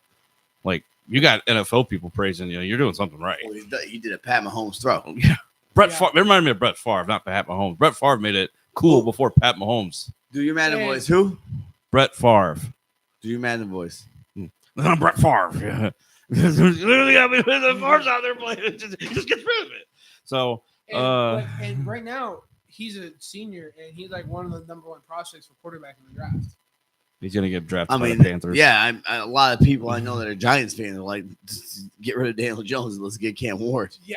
I don't think Daniel Jones is the problem in New York. It's Brian Dabble. Yeah, but the problem now is they're winning games and playing. Daniel Jones playing decent. They're gonna look at Daniel Jones and go, "You're the problem." Yeah, I know. He's got a receiver now. He has talent around him. He does decent. I mean, he's not a superstar, but he doesn't make mistakes. Yeah, unfortunately, But it's the time. I will say this: it's run its course. when you lose games with different coaches, eventually you get blamed. Yes, I agree. And it may not have ever been you because the people before this coach never put talent around you. Now there's talent around you. You're not winning. They're still looking at you as the problem, If you're not, especially when you pay that much money. Also, to Daniel Jones was saying, I think he's on his third or fourth head coach Exactly. and yeah, in the NFL, which he's only been in the league for what, 5-6 years. Something like that. Let's go with picks now. So the first game we picked was Kansas City, Atlanta. Obviously, we already talked about New England last time. So Kansas City beats Atlanta 22-17. I picked Atlanta. I think We all picked Atlanta. we all picked Atlanta. We lost. We picked Buffalo over Jacksonville, which was clearly Buffalo gimme. was a superior team. We won't go over the final score, 47-10. But Washington beats Cincinnati 38-33. And it kind of We all picked Cincinnati. we all picked that one. And I think we all agree that Jaden Daniels is doing pretty good. Yes. Can he sustain it? We'll see. And Cliff Kingsbury is like running his offense, and he's doing good, and he's making Daniels throwing deep like he never did in college. Like he's thrown a 50+ yard touchdown pass, which he's never done before. He never thrown a 50-yard pass, I think, period. Not even Yeah. touchdown. And just Cliff a pass. Kingsbury was a very good coach for Kyler Murray. And guess what? Full circle. Washington plays Arizona tomorrow. Jaden Daniels, 500 yards pass. So, and then the Cowboys last night beat the Giants, or Thursday night beat the Giants 20-15. Yeah, I mean, and we all, well, me and you picked Cowboys. You picked I the picked Giants. the Giants. Now, you try to get the 2 extra points. You needed it. It failed. Well, they lost by 5. You make it seem like they got blown out. You failed. I just said you failed. It's not my fault they failed. They can't play fucking football. Exactly. It's the wrong team. Sorry, Ozzy, if you ever watch this. Right. So do you want me to do the call at the game, or you write them down, or what? Yeah, you call out some of the games. Okay, so we got Bills Ravens. So we'll do NFL first, then college, or you want to do college and We'll NFL? do NFL first, because that way So- it's all the same. So the first game is tomorrow night. Good game. Buffalo Bills, Baltimore Ravens. Who you got? Give me Buffalo. And we got 4 because we got a Monday night doubleheader again. Buffalo has looked scary on offense, and the way that they can run and throw the ball, I'm going with Buffalo. Zach? Give me Baltimore. Baltimore. Where's the game at? Baltimore. Yeah. Can you stop Derrick Henry? Can you stop Lamar Jackson? I know teams can, but I think Baltimore is going to be a tough challenge for them. They're great defense. I think Baltimore wins it out because Buffalo's not. These teams aren't going to remain undefeated. They got to lose eventually, and this is one of their tough teams. Get out early, but I think Baltimore might be too much for them right now. Yeah. Baltimore's also trying to stay ahead because they haven't had the season they want to have. Right. They're 1-2, 3-0. The Could've Ravens need to come up. Yeah. So Yeah, I give me agree. Baltimore. Well, I'm going to quote Chris Berman. Nobody circles the wagons like the Buffalo Bills. Taking Buffalo. All right. Next game, I really don't want to pick this one. This is bad. The Tennessee Titans taking on the Miami Dolphins, and Tyler Huntley is the starting quarterback. Do we have to pick a winner? Yes. Well, Tennessee, even though they're 0-3, Levis has showed promise, but he has been making some bonehead mistakes. Green Bay sacked him 7 times. Threw Like a fumble. he got sacked 7 times last week to the Packers. Before that, he threw a effing Good fumble. defense, though. Good defense. Good defense by Green Bay. I mean, he got hit so hard the ball popped out. It was really funny to watch. I mean, All right, who are you going with? He's thinking really hard. me or him? I thought you were going. You want me to start go first? talking- Well, I'm just giving you the go I ahead. thought you were talking about like why Okay, you're picking. just because he has showed promise and the team he does have good weapons around him. I'm going in. Miami doesn't look so hot right now. I'm going with Tennessee. Okay, so you got Tennessee. What about you, Carl? I'm gonna go with the Dolphins. You're gonna go with the Dolphins. Yeah, I just don't really have a lot of faith in the Titans. Sorry, I'm not gonna remember See, these this Titans. It's. I mean, yeah. This is one of Miami those games- has Tyreek Hill and Jalen Waddle, but they don't have their normal quarterback in to lead them. Right, They're and on this- their third But quarterback. remember, Huntley did well With Baltimore, with less in Baltimore. He has better receivers. He made in he made the Pro Bowl. I don't know Miami. why, but He made the Pro Bowl because everyone bowed out. still go right. Exactly. No way. He's like the 5th pick. All right, so I know, that's I like know. saying I got picked last on the Okay. Special Olympics. It's like that Oh. one you're playing, like you're picking teams, and then let's just go in that one kid, then no one fucking gets picked. Right, because everyone has to participate. So I'm in this one. Look, I'm about to do Betty versus the Petty. Just flip a coin, okay? Because that's what it is. Yes, Tyler Huntley has had success in Baltimore, Yes. and he has more talent with him in Miami. That's why I'm picking Miami. I think that defense is better. I think Yeah. that defense is good. It's in Miami, right? Yes. I On Monday trust night. Miami a little bit more than I trust the Titans right now. And it's just sad because we wouldn't be having this discussion if Tua didn't get hurt. I think Tua playing If it's Tua didn't it's get no hurt, brainer. It's Miami Oh, all the yeah. way. And If Derrick Henry is still on the Titans, we could think about the Titans. Still. you could make an argument for both, but right now they're shells of themselves right now. Oh yeah, Next game, this is in my opinion one of the games of the week. Seahawks at the Lions. This could be a playoff preview. Who are you Give me going? Detroit. I think they're picking up where they left off last year, and I think they're going to do it again. I think they're going to be Seattle. Detroit. If this game's in Seattle, I go Seahawks. This game's in Detroit in the Dome. I'm going with the Lions. I'm picking Detroit. Is it in Detroit? Yeah, Okay. Well, you said if it's in Seattle, and I thought you said if it's in. it's in Detroit. Detroit. So I'm taking going. I'm going Detroit. Aiden Yeah. Hutchins, great. Amon-Ra St. Brown. The Seattle Seahawks are 3-0, but they beat Bo Nix. They beat Jacoby Brissett, and then I can't remember who they beat the last week. I can tell you real quick. Seattle beat the Dolphins. Yeah, Thompson. Yeah, Scott It wasn't Thompson. Tua. give me Detroit. So you haven't beat a quarterback and weapons No, combo. Yes, Yeah. Thompson's great, but why do you think Huntley's starting now? Or Thompson's great. Thompson was a starting quarterback. It was okay, can probably win you a game. didn't But why do Thompson you hurt? think Huntley's playing? Thompson's hurt. I don't know. I don't know. I don't know if he's hurt, but Huntley gives you probably a better chance of playing. Yeah. So we go with the Detroit Lions on that one. Thursday night is kind of an intriguing matchup. So I'm going to say the teams, and I'll go first on the pick because I think you can go either way. You got the Tampa Bay Buccaneers on Thursday night taking on the Atlanta Falcons. And why I think I don't look at the records, I look at how these teams play one another. And Atlanta went up against the 2-time defending Super Bowl champs and almost won. Tampa Bay coming off, I know they play tomorrow, but they're coming off the loss to Denver, smacked them in the mouth. Good job by your Broncos, by the way. And I know they play tomorrow. I think they play Philadelphia, then they got to go to Atlanta on a short week. But I'm still taking the Bucs because I think they're just a slightly better team than Atlanta right Was it now. the team? Oh, Bucks. Bucs at the Falcons on Thursday night, which Big I will Bucks. admit probably better than the last two previous Thursday See, previous Thursday night See, matches. we always think it's better, but the problem is it's a short week, so it's always worse. Worse. Yes, but also picking up where he left off.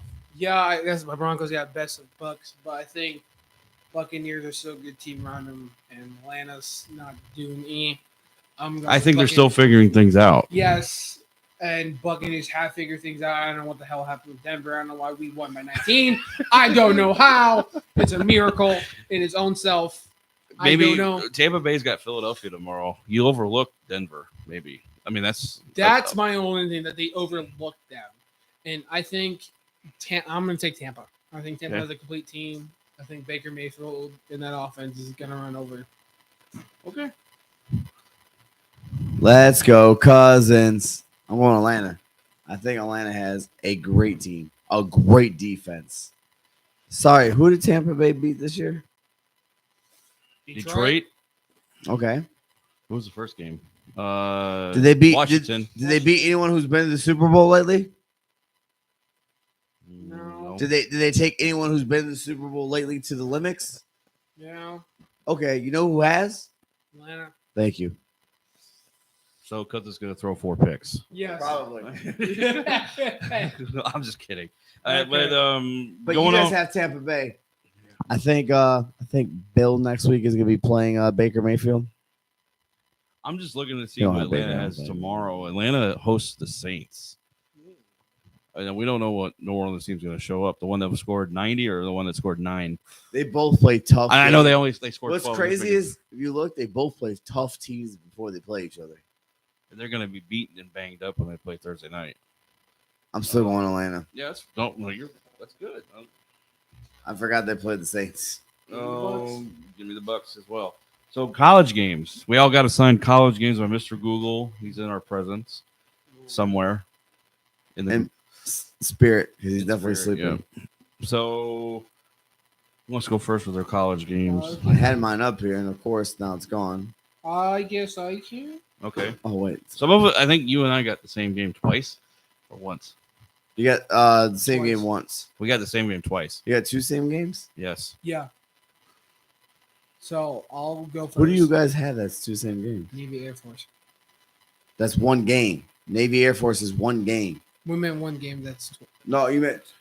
I thought He thought you had 2 games of the same. This No. week. No, you have no, one. we have one. Back to back weeks, you back guys got together, the same yeah. games. So let's go with the ones that's the same. Navy Air Force. give me Navy. Navy. Navy. Okay, good. Don't have to All beat no right, one's then I ass got this week. Boston College versus Virginia. What about me? Ooh. Oh yeah, he's got to go hit first game. He's Oh, got to yeah. get his first game. I out got of the to way. type these real quick so that way I know. So you both said Navy, right? Yep. Yeah. You guys don't trust Air Force? No. You said you'd kick us off the podcast. Yeah, so you pick- just said you would kick us off the Yeah. podcast if we didn't pick Navy. So we have to pick Navy. You don't have to. I don't want to kick you off the podcast, but I mean it would be very stupid if you didn't. I'm gonna go with UFC in Florida. It's UCF, but if I'm gonna pick by UFC, Florida's gonna beat all those Ultimate Fighters. But UCF in Florida, I'm gonna go with this one. UCF coming off a tough loss. I think they're gonna come into Florida and win. Do I think Billy Napier is saving him again and got him on the right track? I don't know, but we're gonna find out. I'm gonna go UCF. Ooh. Golden Knights going into Ben Hill Griffin Stadium against the Gators and winning. Nice. All right, next game. All right, I got Boston College in Virginia. Ooh, good game. It is. That's why I picked it. And just because how they've been this season unexpectedly and how they've been playing, I'm going with Boston College. Okay. They're a good school, and I think they're going to be a dark horse in this playoff contention. Okay. And Want me to also go? in this ACC Yeah. championship. In my second game, list is not in order. Tennessee, Arkansas. I thought about going the other way, didn't. So I'm gonna take Tennessee. Good choice. Yeah, Arkansas is great and everything, and they're gonna play them tough. But you know what? probably Good like old Rocky Top, whatever. probably like a 40-20 final. Yeah. Maybe. Arkansas could put points up, but they give up more than they. Oh, yeah. Well, when you All right. lose, you give up more than you score. You know. So I will admit the next 2 games I have are Texas teams. So I'm we're tired gonna of. go to the great state of Texas, and we're not talking about the Longhorns. Please don't assign me Tulsa games anymore. I lost both of them. Please, guys. Missouri, I'm just gonna do that every week. Missouri, and Texas A&M. I'm going with. Great That game. is a intriguing matchup. Great game, right? I want to see. I believe it's at Texas A&M. I'm not sure, but I am gonna go with Missouri. Okay. Why? I think Missouri is playing well. We've talked about them being a surprise on the SEC. Yeah. I think that they just, I don't know. I feel like they're going to take Texas A&M. Texas A&M beat Notre Dame, but at the same time, Missouri has been talked about. So I think they're going to win. Just got a update on my phone that Debo Samuel is playing tomorrow against the Patriots. Deebo Samuel is playing. So if you have him in your fantasies, Bailey, put him in. Sorry. Your last game, Jake? I got Duke and Georgia Tech. That's gonna be a good game. Ooh, right. Malik Murphy and Haynes King. Yes. Just based on how Duke's been playing unexpectedly this year, coming out 5-0. I don't know, somewhat easy games, but I mean, still, no one expected them to come out and be 5-0. I'm going with the Blue Devils. Blue Devils. Okay. That's a good pick. It is. I mean, you could have made a case for both on that. Yes, like You Georgia really Tech could. has been playing good, but I think it's going to be a good game, and I think Duke's going to edge them out and win. It's a great basketball matchup too. Oh yeah, It's a good college basketball matchup. My next game is So you said really Duke? more. Yep. Go ahead. that was a toss-up, Um, but I'm like, yeah, My next game is really more intriguing now because before, when I got assigned this game, I was looking at, oh yeah, the one's a clear-cut favorite. Now I don't know because both these teams have one loss. Ole Miss, South Carolina, Good one. and South Carolina. That's why I picked it. Both teams coming off missed field goals at home. South Carolina losing to LSU, Ole Miss losing to Kentucky today. Who's the darkest in the land? Mhm. Give me Ole Miss. So I take Ole Miss just because I think they got a little bit more firepower than South Carolina. I know the game's in South Carolina. I'm very high on Ole Miss. Not saying South Carolina ain't, but I've been talking that I think Ole Miss can win the national championship, so I can't abandon them yet. Like I say, Ohio, Iowa State, or Michigan. I don't know why none of them 3 teams are probably going to make it. I'm just talking out my ass right now. But Yeah, Ole Miss, I'm going to say Ole Miss probably by a field goal or single digits. Okay. That's a great pick. Yeah, and I could literally win with South Carolina based on Ole Miss losing today too, but we'll see. All right. So the next one I have is rough. Okay. Do you need our help? No. Okay. Sure. So Can you at it's- least read it? Yes, Okay. Texas Tech and Arizona. Oh, Ooh, that's a good one. That's tough. that old slobber knocker, Red So- Raider and So the Wildcat Red rivalry. Raiders beat Cincinnati today 44-41. Okay. They beat Arizona State 30-22, destroyed North Texas, lost to Washington State by a lot, and they beat Abilene Christian by 1 in overtime. So they're 4-1. 4-1. A surprise. But Arizona, not so fast. It's 2-1, and they're beating Utah right now. okay. 13-3. So Arizona's got a little bit more stiffer competition. Yeah, but everyone's surprised about that receiver that they have, Macmillan. 'Macmillan. 200 some odd receiving yards in a game. Woo! Why aren't we talking about him for Heisman? Because he's not from a Power 5 conference. So Yeah, he is. He's in the Pac-12 with all that being said, or Big 12. Sorry. Are you gonna do a swerve? I'm definitely going Arizona. Good pick. I didn't say a lot, but Yeah. they almost lose to Abilene. You're beating Cam Rising. I believe he's playing. I know he was the last time I saw he was most likely going to play. So I think he said he was returning. Arizona's a great But again, you got that new Big 12, right? These new teams have stuff to prove in these new leagues. Yes, I do. But the fact that Texas Tech almost lost to Abilene Christian In week one. in week one, and they got dominated by Washington State. Yeah, they beat North Texas, but they went close today against Houston. Yeah. Or Cincinnati. I mean, I gotta go Arizona. Yeah. No, that's a good pick. It's just early on in the season, it's really tough to disguise what these teams do because you're not playing your conference right away. You're not playing against other Power 5 schools or Power 4 schools or anything like that because statistically speaking, you could say that Texas Tech's going to win based on their record, but Arizona has played better competition and maybe a better team based on the competition they play. Because I have another. And they might pull it off tonight. You guys should finish. I have another dark horse Heisman candidate no one's talking about. Who's that? Running back out of Boise State, Mm. Ashton Gianti. He's the one that's got like over 200 some yards a game. He's almost at 150 right now. Jeez. You said a wall horse to win what? Dark horse to win the Heisman. No, he's not. Sorry, quarterback award.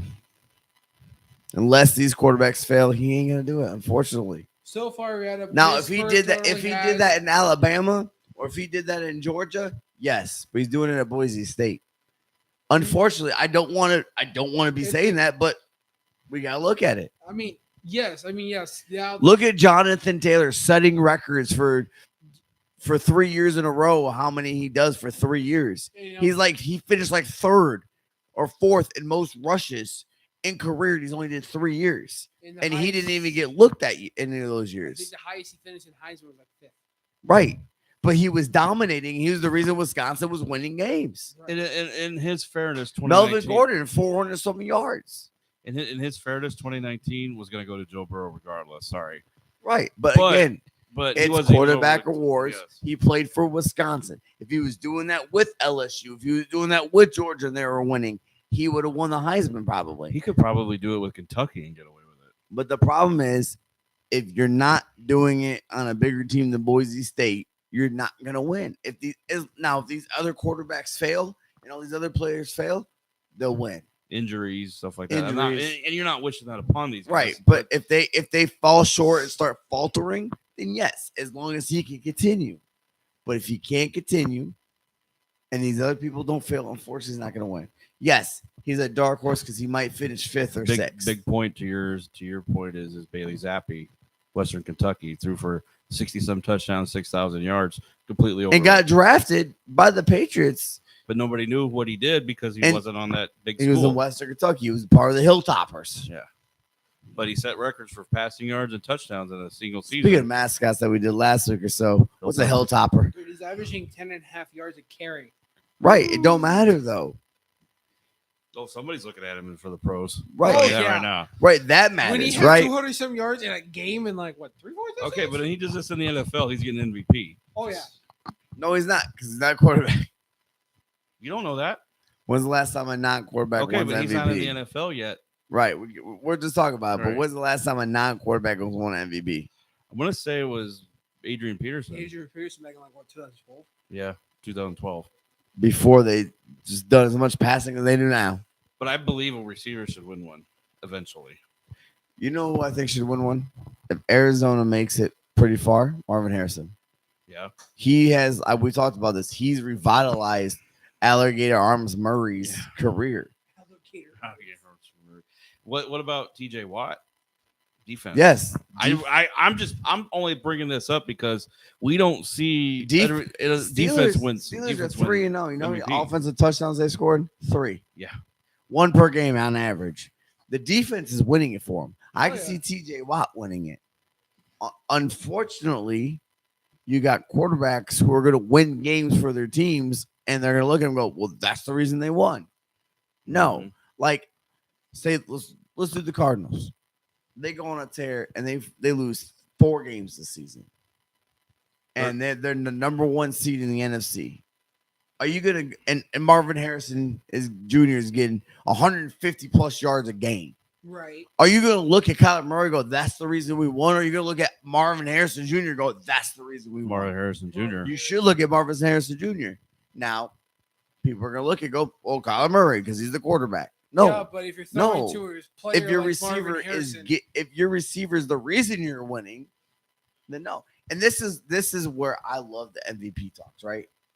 What's MVP stands for? Most Most valuable valuable player. Marvin Harrison, 150 yards, whatever. Say they win the next 4 games. Right. Tears his ACL.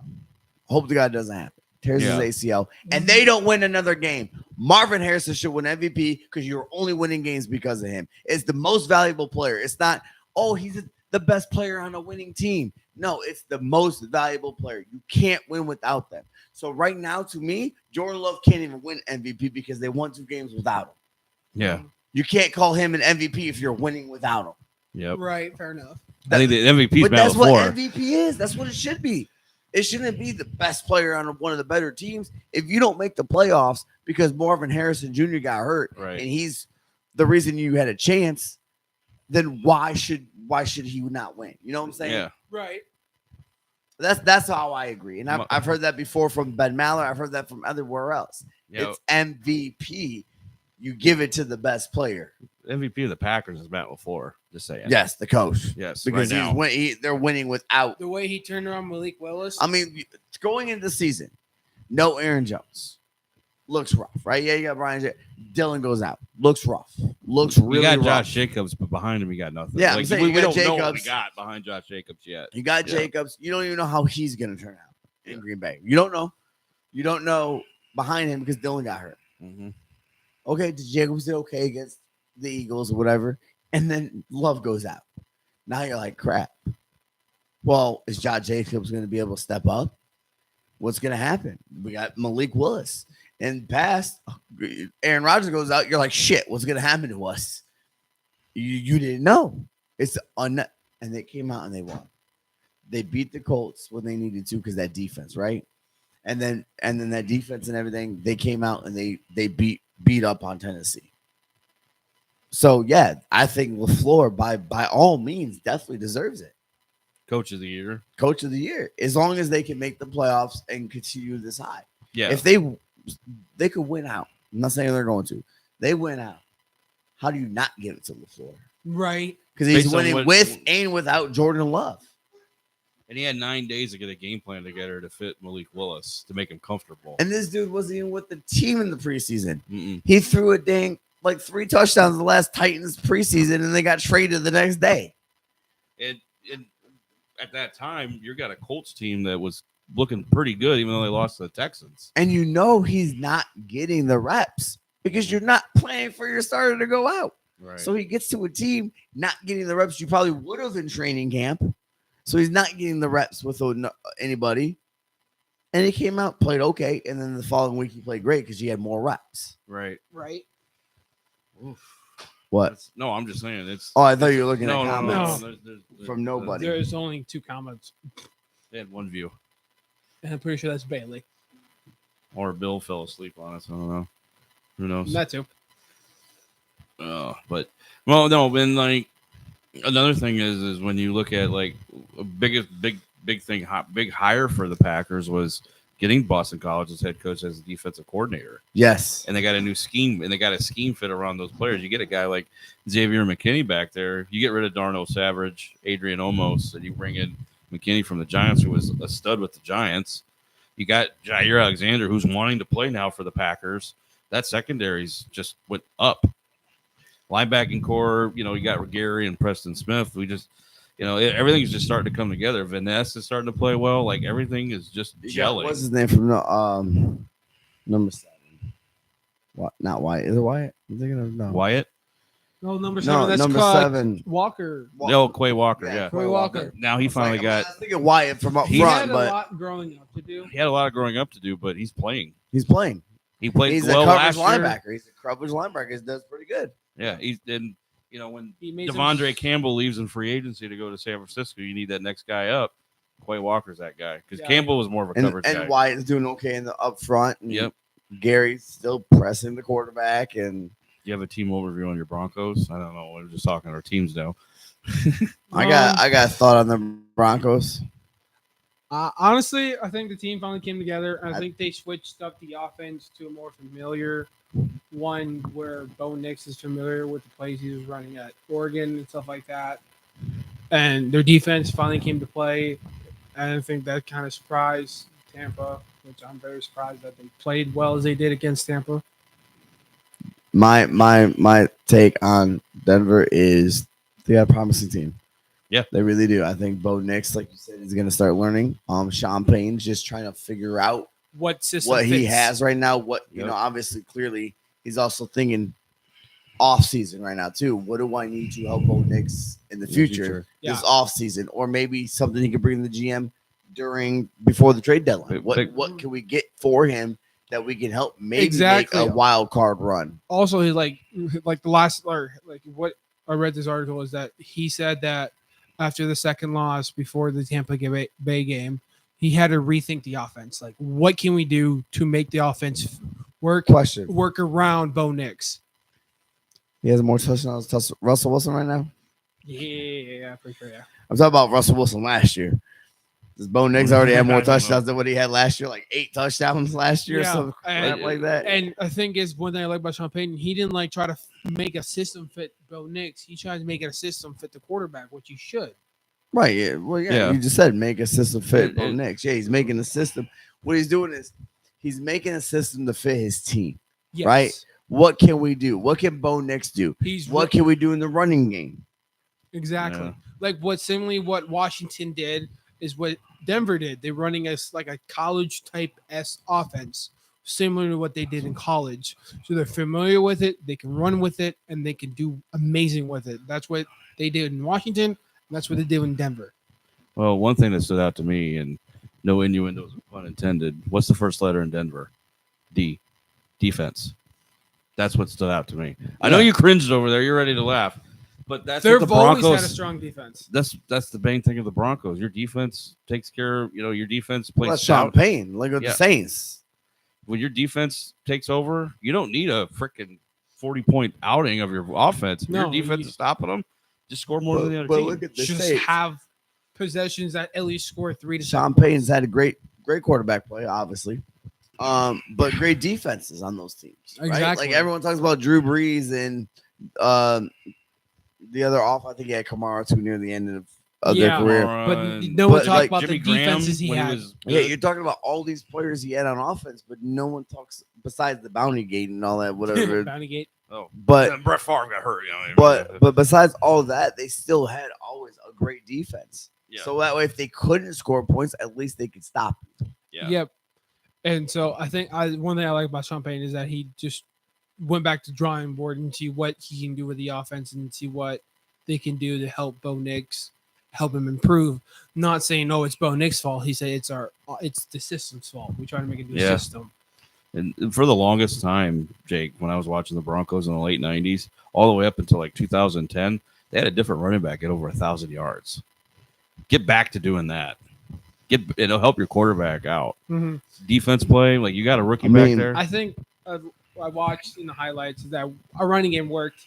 Bo Nix is also running as well. He had a rushing touchdown. I mean, he hasn't thrown a touchdown, but hey, he's moving the ball well. He's not causing turnovers. He's getting us in scoring position. So that is honestly positive as we can take. You want to talk about places where running games helping your quarterback, and these were already good quarterbacks. Baltimore, Derrick Henry carrying the load. Now Lamar doesn't have to take the hits as a runner, Right. and then Jalen Hurts. It helps Yep. them there when you get Saquon running 300 yards a game. And Thank scoring you, 50, fantasy. 50 points. If it wasn't for Saquon, you would be losing all your games. Hey. I'm 2-1 right now. Yeah, we're gonna find out if he ever gets hurt. See, but again, but that running game helps Jalen Hurts. That running Yes. game is helping Lamar because you gotta stop these guys. These are game-changing running backs. Right. And if they didn't have these game-changing running backs, it's easy to stop because you're defending the pass more because you know they're gonna pass, or defending Lamar's run more because you know he could run.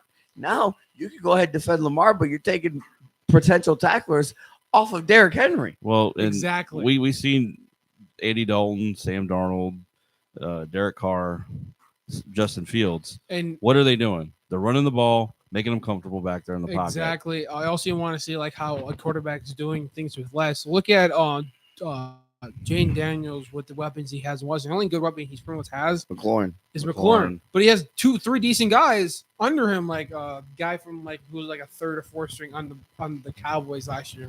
It's like their second overall receiver, and I watched that game.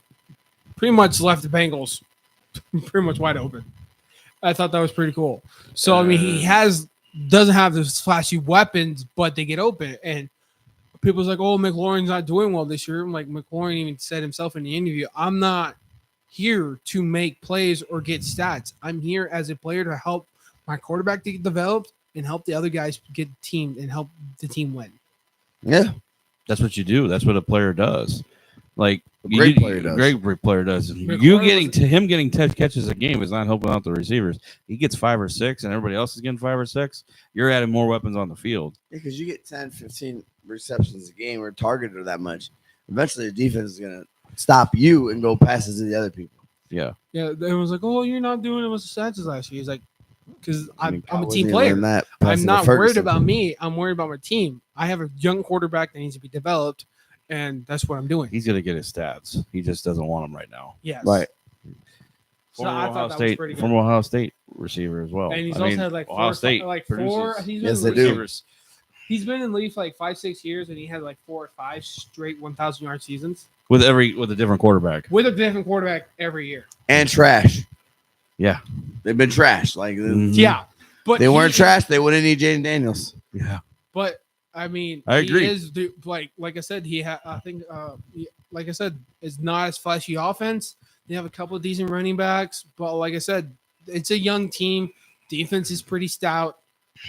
They can surprise people. Alex Smith was a good quarterback for him when he was there. I know he broke his leg and missed like a whole Snapped year his and a leg in half. half. But Pretty much the end of his career. it was pretty Yeah. much. He came back next year and took him to the playoffs, but that was it. He was done after Right. that. But good story by the I way. think he won comeback player of the year. He did. But did he die? No, I'm just kidding. That was a bad joke. Yeah, but DeMar Hamlin didn't play. But didn't play. But now that Lord giveth, Lord taketh away. Good luck against the Jets tomorrow with the Broncos. Aaron Rodgers. Yeah. But you never know. Hey, Aaron Rodgers, man, he was about to go to Denver, right? They were trying to recruit him real hard. His ex-fiance is from Denver. Yeah. Shayna Woodley. So, So, we're at 2 hours and 11 minutes. Oh, dang. We need to stop this. Yeah.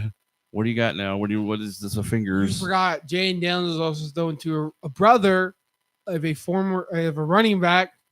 He's a rookie out of Rice, Luke McCaffrey. Oh. Okay. He actually had like a couple catches. That was pretty cool. I thought that was pretty What's that to do with the price of rice in China? I'm Price just looking at the weapons. Of rice in China. Get it? Because it's from rice.